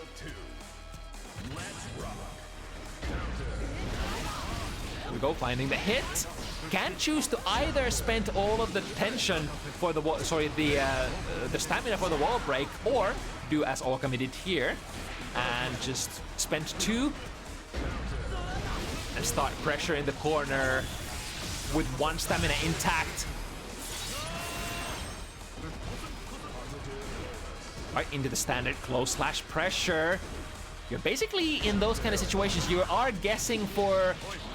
You're guessing between the close slash pressure reset, like close slash, micro dash, close slash, or the frame trap, which is gonna be close slash into 2S. Ooh, not quite enough juice to finish it, but dropping it into a very advantageous situation, getting another close slash. Speaking of the close slash, there with the back walk, able to punish. Startup option from Tomi. Ooh, that was a great dash block though. Got an IB there as well. A little low on the stamina side here. So now it's Okami having to stall for a time in order to get his best resources back. Deflect shield. Ooh, doesn't quite do what Okami wanted it to. Tomi just resetting the pressure, getting back in there. Immediately burning the stamina for pressure. 100 meter into tank. Did Tomi press? No, but we have the PRC option available. Into a throw, and we mix. There's that empty low.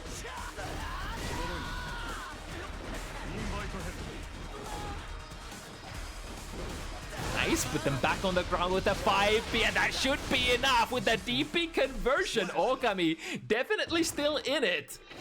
It was slowly starting to look a little dangerous with that 2-5 situation, but now 5-3.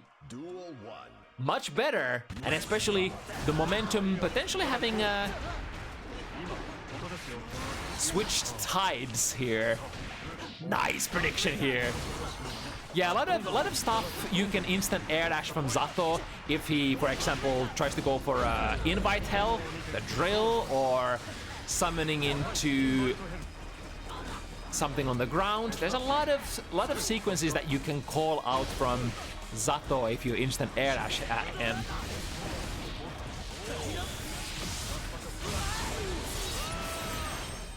Right, with that 1 stamina, couple of options available. Most prominent of what Okami was trying to do here, especially from that wall break situation. You can kind of set up the 1 stamina hoof stomp wall bounce that was newly added in this patch. Can we get an anti-air here? Not quite. Playing it safe and not risking it. Nice prediction here from Tomi. Sends the leap. Catches Okami out of the sky. But here he comes again. Oh, here he comes. All stamina available, and you bet your ass we're gonna burn. Slap. Duel 2. Let's rock. The players with the full burst resources. Let's see how they're gonna be used. Deflect shield. Both types that Okami chose to use hasn't been quite working out. So I think how it works, it does push out the main body, but it does not push Eddie anywhere. So depending on your position, you might be able to cancel into more puppet moves and just completely negate the effect of that deflect shield. Refunding here with the super. Tomi once again in a extensively good position.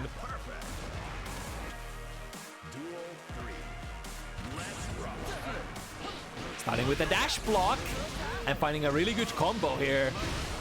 Again, can choose to burn everything in stamina-wise if you want to break the wall. Yo, the telekinetic 6K from downtown. We are definitely burning here. And now Okami looking for one more hit, potentially wins for the throw. It's gonna be punished. requiring a burst for Okami to bring it back to this corner position. Yo, wait, no, wait! Why did that end up whiffing? I think the starter was too pro-rated there. There we go with the instant air dash and making sure that it will lead into plus frames. I think it's especially useful sequence if there's a chance that you collide, like your instant air dash collides with the opponent's oppose. So you can cancel out of it and potentially poke at Sato with that red Roman cancel. Yeah, really good round start here for Tomi. Yeah, the lead is once more keeping Okami steady on the ground. Should be this time. Fair trade, however. It's Tomi who gets the pressure started here. Both players are trying to find this opening. That's a pretty good opening. Ooh, okay. There we go with the counter hit. So close to recovering that stamina, doesn't actually need it. Very nice. Just in the nick of time, and now the stamina should be just about ready to get started. Or just about ready to come back, recover again. Nice whiff punish. Are we gonna burn? Instead of burning all the stamina, we're burning the Wild Assault gauge, which makes sense especially if you're 100 burst during your positive bonus sequence. Like, look how much Okami actually made back of the burst that he used. Usually very, very economic option to spend the Wild Assault instead of the last stamina for Sin. Wire C gets rid of the puppet as well. Nice timing on the burst. We'll be able to negate the whole Wild Assault into a throw. Halfway through the recovery of the Eddy gauge, and we find a hit. Don't even need to summon anymore. All right, really important round here. Will Tomi go to 6 points on a decent advantage, or will Okami bring in 5 points each? I think Tomi was kind of on the same layer here. Okami wanted to gazelle step through and just throw. But he was looking for it. He was looking for it really close, like. And with the hard knockdown, safe pressure starter once again. This is so close to a kill, not quite. But the situation repeats. What are you gonna do? There's nothing to do here. Why is he? Oh, that was so close to not actually hitting. It is actually Tomi who is gonna have the 2-game lead, moving on to 6 points here on our second last FT7 show match of the evening. Can we make a comeback still? Attempting a whiff punish was a little late there with the timing. With the unsummon. Tomi is treading closer to the dangerous waters. But like a shark, making their way out of there.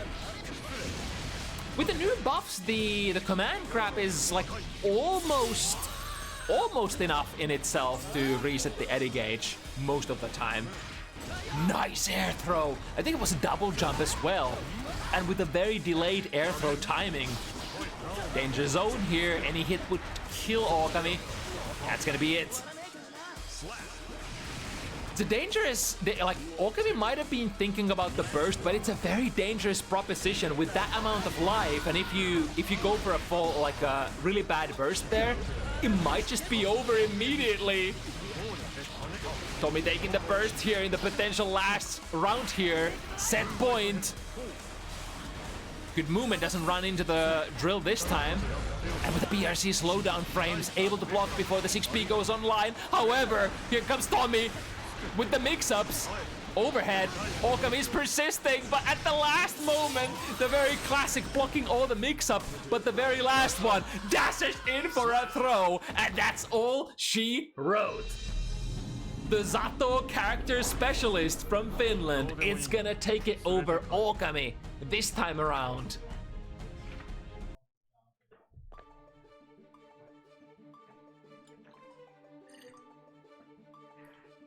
Always believe in your character. Never give up.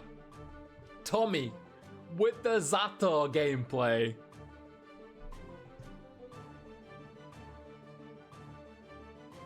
It's especially cool, like if you look at like high-level Zato players and you sort of have to pick like one thing that sort of separates like the average Zatos from the top level Zatos, it's like I think it's the unsummon pressure. Knowing like when to unsummon, when to reset it, when to commit and go bust. Truly what do they call it? A resource management character. Maybe even the OG one. I mean, you're kind of like a resource management and puppet character at the same time.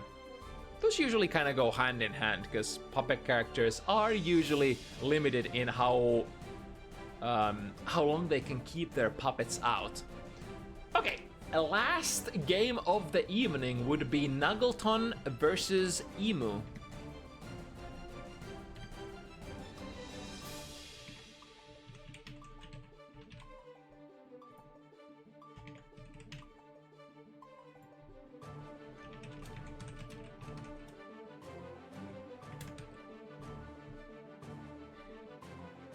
Another Baiken and another Chip. The two characters that did repeat tonight are also featured in the last matchup of the evening. Nuggies, definitely one of our most active Baiken player overall during the lifespan of Guilty Gear, not just Guilty Gear Strive but also Bounty Hunters, but has taken some time off here and there, only to appear once again from the shadows, ever so stronger. Emo, on the other hand, has been it's been a stable representative of the Chip gang, and actually, Emo was at one point practicing a new controller. I'm not sure what the update is on that. If we stuck with it, if we mastered it, or what?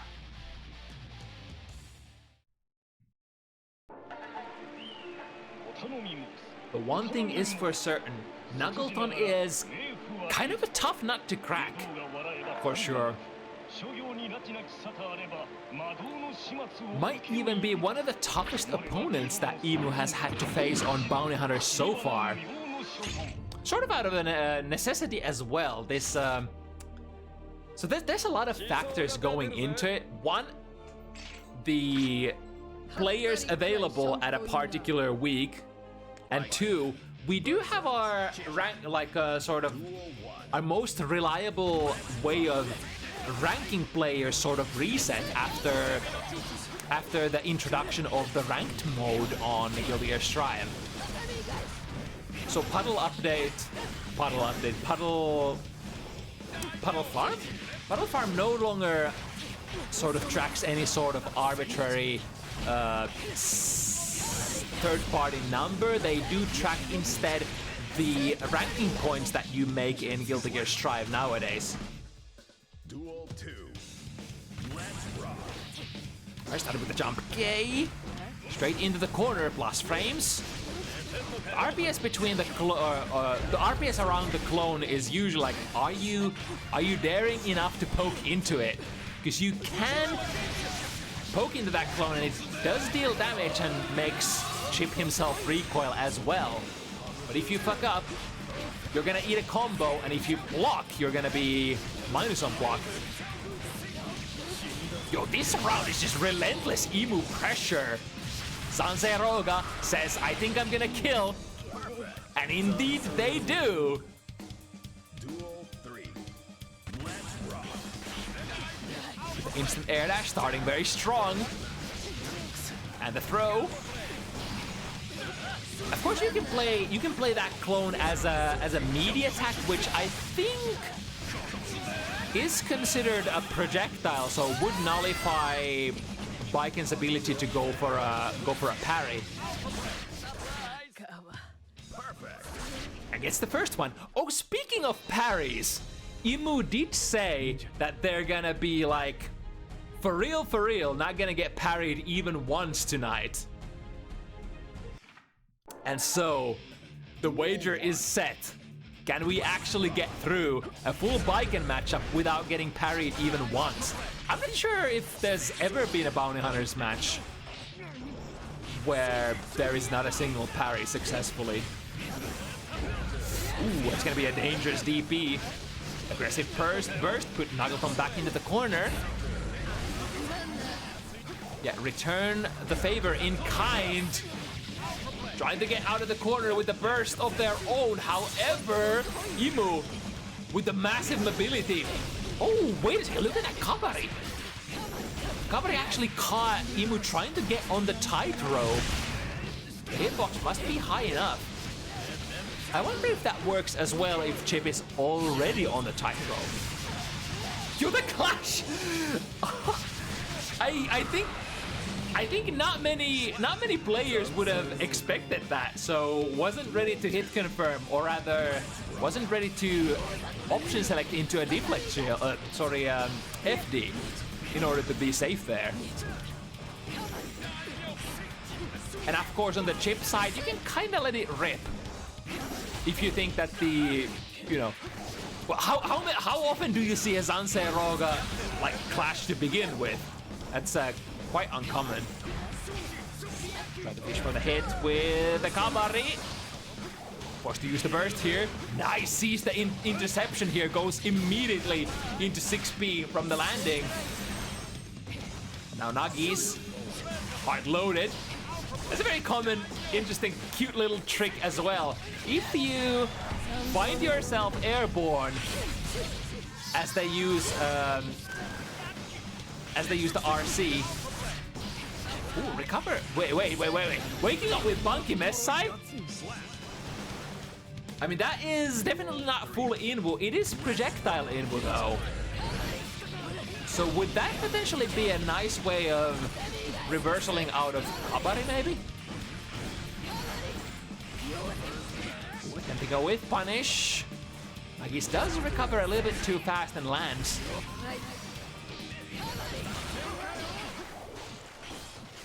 Tightrope as well. The far slash is a successful hit, so we're gonna go into the standard Rekka Kara Super. To the other side. There was an IP as well, so Nagis maintains a relatively threatening position. Might be 6K. Not a clean conversion. Both players looking for one more hit. Is that the hit? Is that the hit we were looking for? Gatling into 6 heavy is gonna be enough. Was looking for a moment that McNuggleton might have been able to get an instant comeback there with a 1-1. However, Imu Duel 1. looking crispier than ever before. That's definitely one way of ignoring the Kabari on the ground. And then the mix of time. Watch the same side successfully, however, landing into a 6P. Refresh the tightrope. More mix-ups, left, right. Trying to parry there. Imu holding on to the pledge. Not getting parried.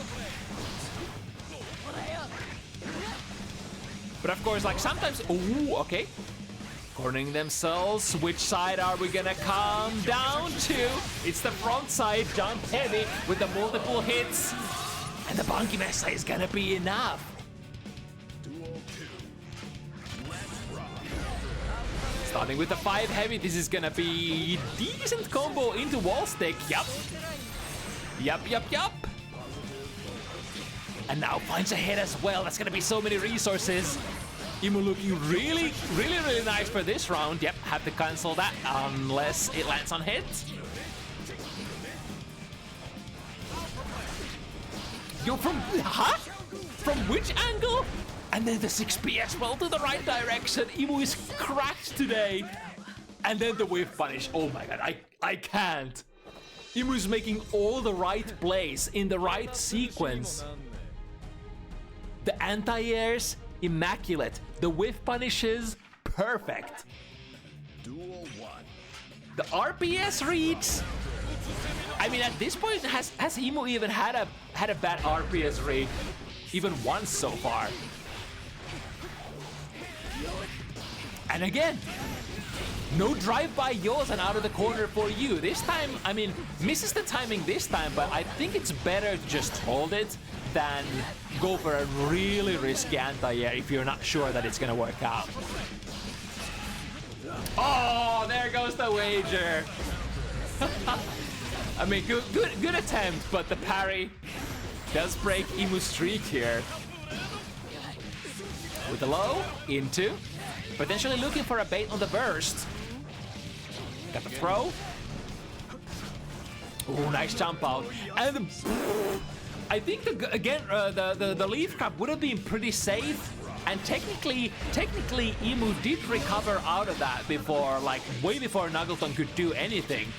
But the massive reach of that bike and jump heavy. Speaking of the devil, reaches so far down deep into the ground that it can be hard to anti-air.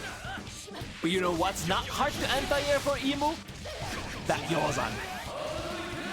Over and over has proven himself to be able to basically anti-air most of them. And once again, the deep dive in. 6B finds the hit. Shouldn't be a kill because that's a prorated starter, right? And now McNuggleton, super loaded on that tension, won't get to use any of that because we're gonna go straight into the meaty cross-up. Alpha Blade.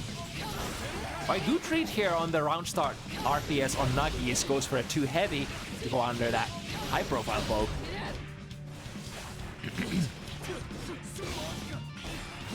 Right, getting a red parry. No dash cancel though. Oh, that was definitely fireworks. Backdash into a throw successfully. Time to mix. I guess you have better. How are your proposition like?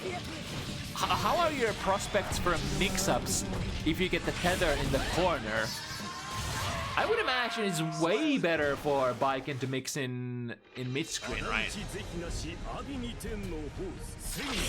Nevertheless, Nuggies gets on the board.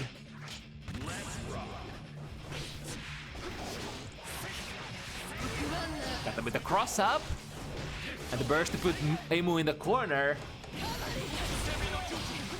Yeah, neutral against Chip is ever so difficult because like it's the ever-present threat of this character is so fast that you can't really react to his forward dash.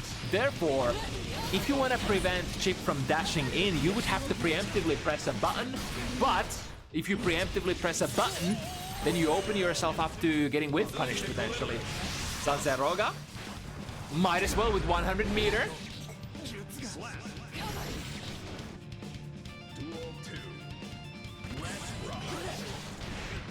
Ooh, nice interception there.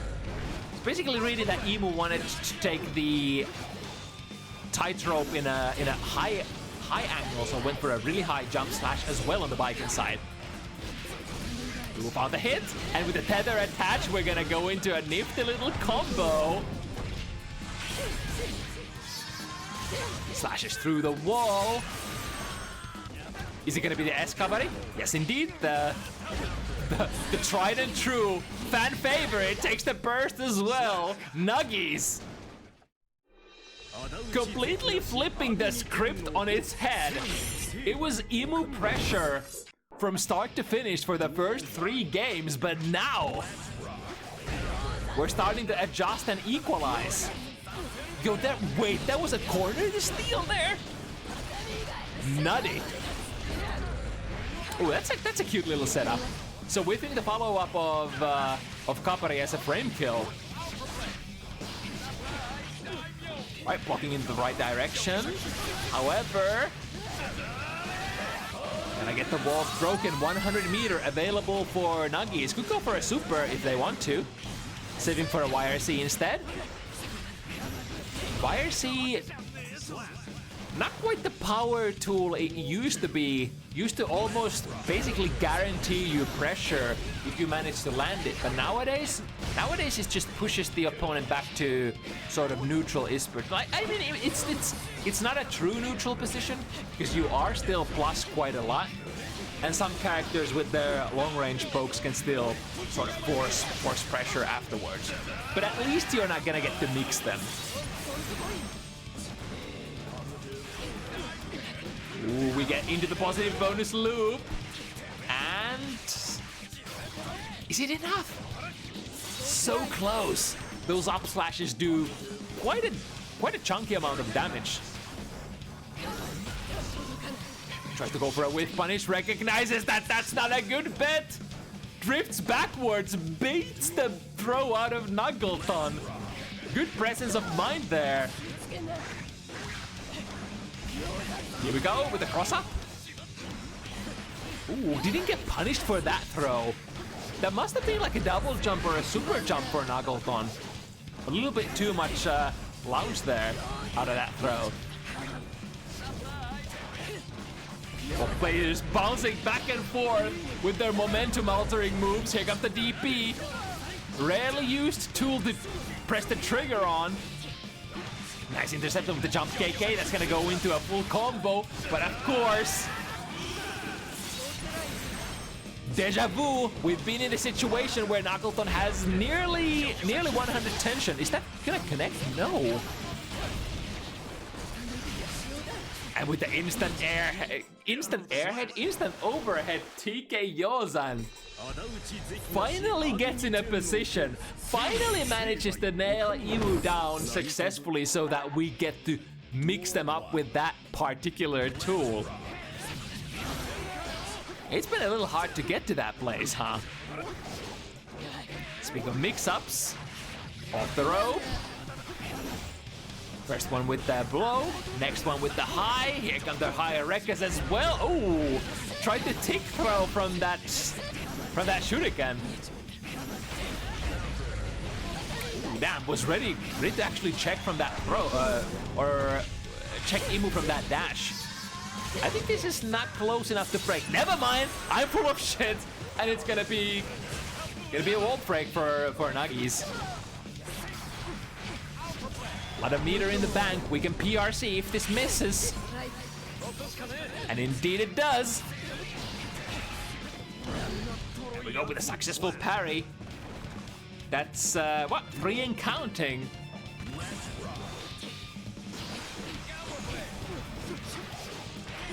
Ooh. Some nice bait there, but he was committed to getting on the tightrope. So delayed a little bit too much to get a punish on the parry. From which side? Ooh, it's gonna be a big combo. And at the very last moment, getting the burst back. That's probably some of the largest amount of damage that you can actually score on Chip in this matchup without like some unreasonable amount of risk.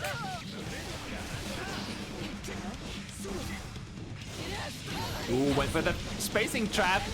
But McNuggleton with a really nice timing doesn't bite.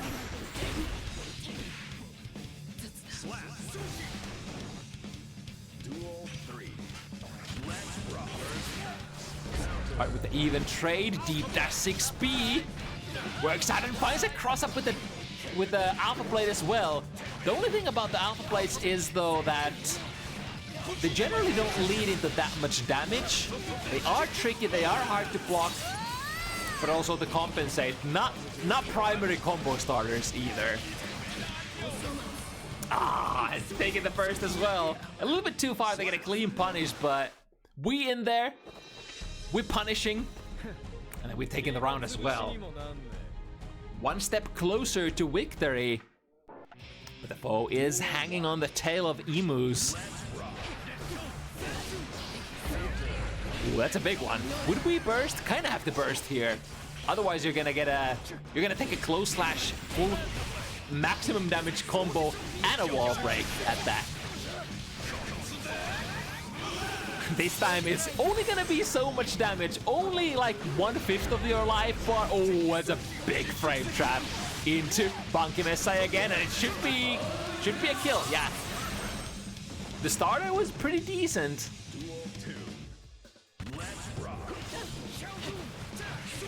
Ooh, wait, was that's not quite a true punish. Was able to pick their turn after that missed parry. Again, the timing on the parry is not quite there, but this one is. Stop with the company, nice bait. Right, how much damage can we do? And more importantly, would Emu burst that? Answer is yes. We're gonna try to win it right here. Ooh, great presence of mind. Whips with the Kabari follow-up. And if Nagis didn't go for the PRC there, might have missed the kill opportunity. So good on them. Recognizing. Big ass combo. With that tightrope, you have access to so much damage because those wall cling normals are kind of hard hitting.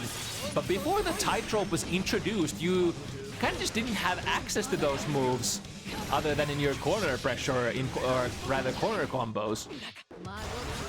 And even then, they are usually not like worth it because you can't really get a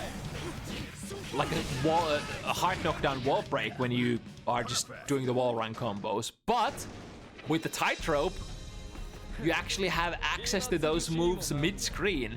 Emu 5-3. Duel 1. Let's rock. Alright, start by always putting on a tightrope if you can. Like, why not? Opens up some extra options and extra threats. Speaking of threats, Emu not taking this one. Just willing to throw on Nagis' wake up. Where's he into Kabari, into plus frames on the try by Yozan as well. Decently equalized life situation, but it's time to mix. Finds the low, ooh, misses the hit confirm, but is still plus enough on the... Still plus on the aftermath. Doing the parry, attach the S-Kabari once again. Air backdash does give you, ooh, hello? Out the corner, into a low as well, into a low again. Oh, but the parry is kind of good against those because it takes care of both of the left and the right, as well as the high and the low. It's usually gonna be more like timing RPS. So with those, if you are sure that the Viking player is gonna be parrying your mix-up, then you're probably gonna be some sort of an empty throw or an empty delayed. Oh, there we go again. Slow down frames from the RC. We're gonna go straight into the air DP, which sort of calls out every single option that your opponent might take or might utilize to catch you, such as like air throw, which is the most common option. Right, once again, only one game away. Nagi's Emu slowly drawing towards the final, the climax of the set, if you will. The backwards hitting portion of the the Yozan once again delivering. And the parry.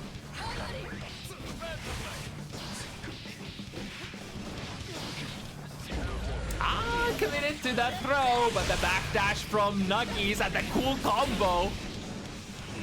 Not quite a wall stick, but yeah, pretty much favorite to win after that. Alright, this time able to get the 6B into the right direction as well. You have to really mind your timing if you wanna 6B those like cross up Yozans. Yep, close slash timing, or close slash combo starter once again. Burst in attempt to get out, however, Emu gets in there immediately with the Kara Super combo. Positive bonus loop, we have at least one stick of butter here. And another one coming up immediately. Sanseiroga definitely gonna take the round.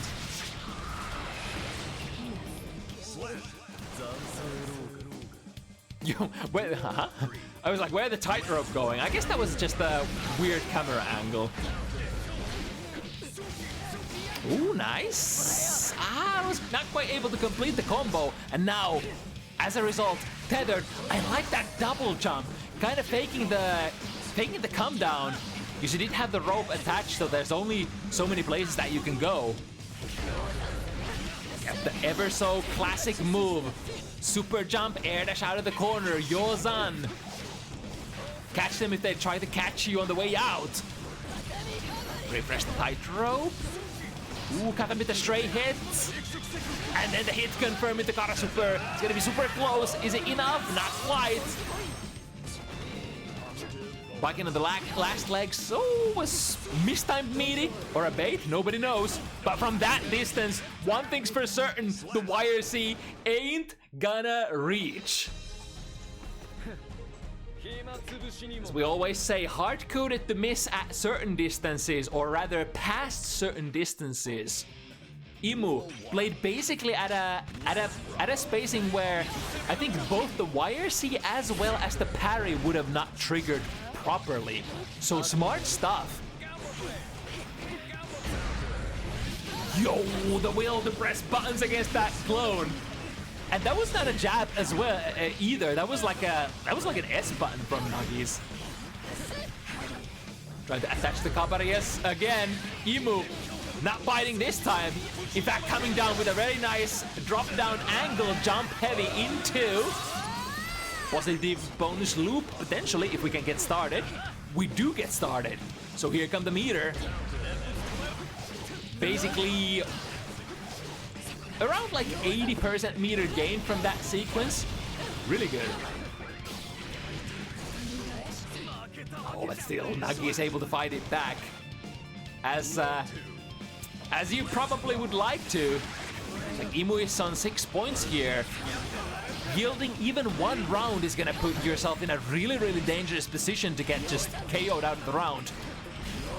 DK Yozan without the tension deposit initially, and then can afford to go it at this point. Oh, it would have willed, it would have willed enough for Nuggies anyway. So I guess that was just a no-brainer safe play.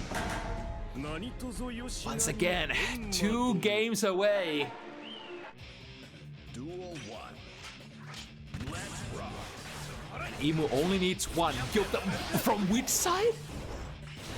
I mean, to be fair, I think Imu probably sort of extended themselves into the button as well. Lots of damage. Yo, that was a perfect position.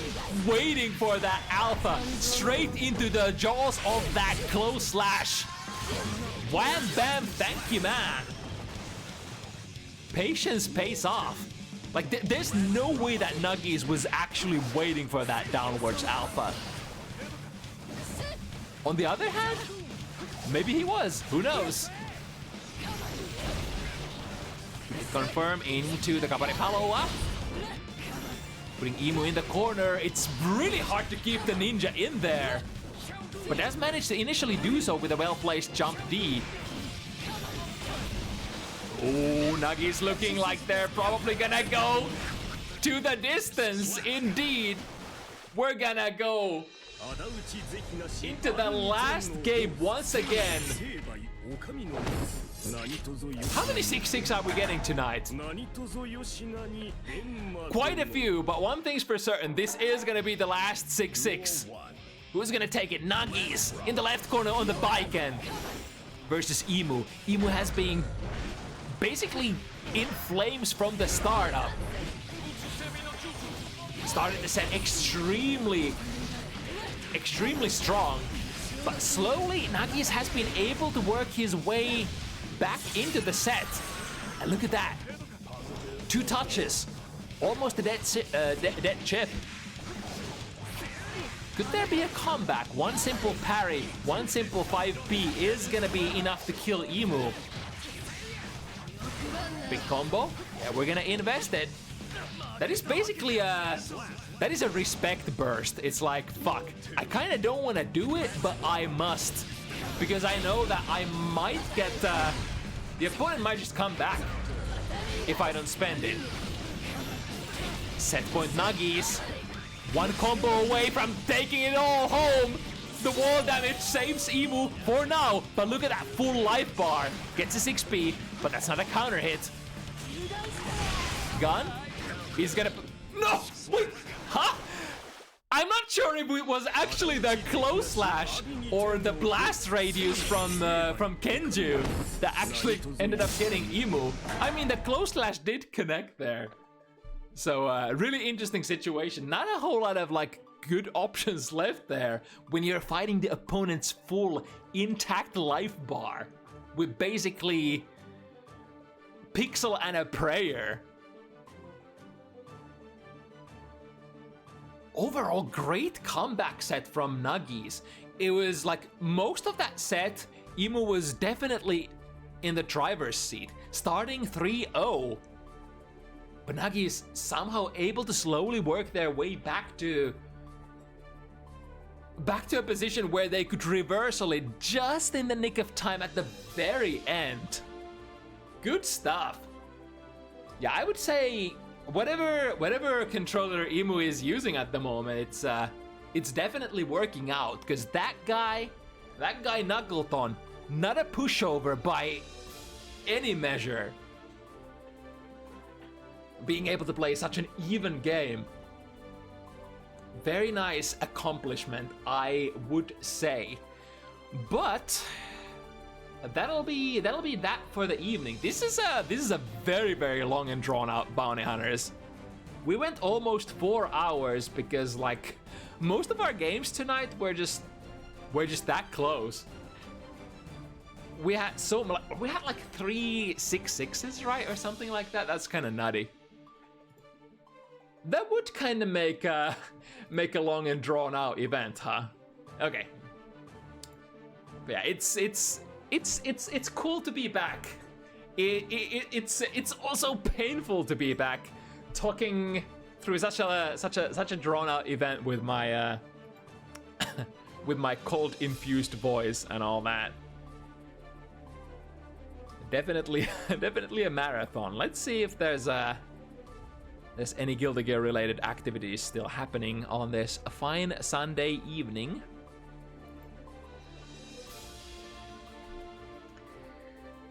Also, thank you everybody for still having the the interest in our humble little show match event. Even though it's been 2 months, there was a huge amount of people who wanted to sign up for the comeback event of the Bounty Hunters. So yeah, thank you so much. Thank you everybody for watching. I'll send you over to... I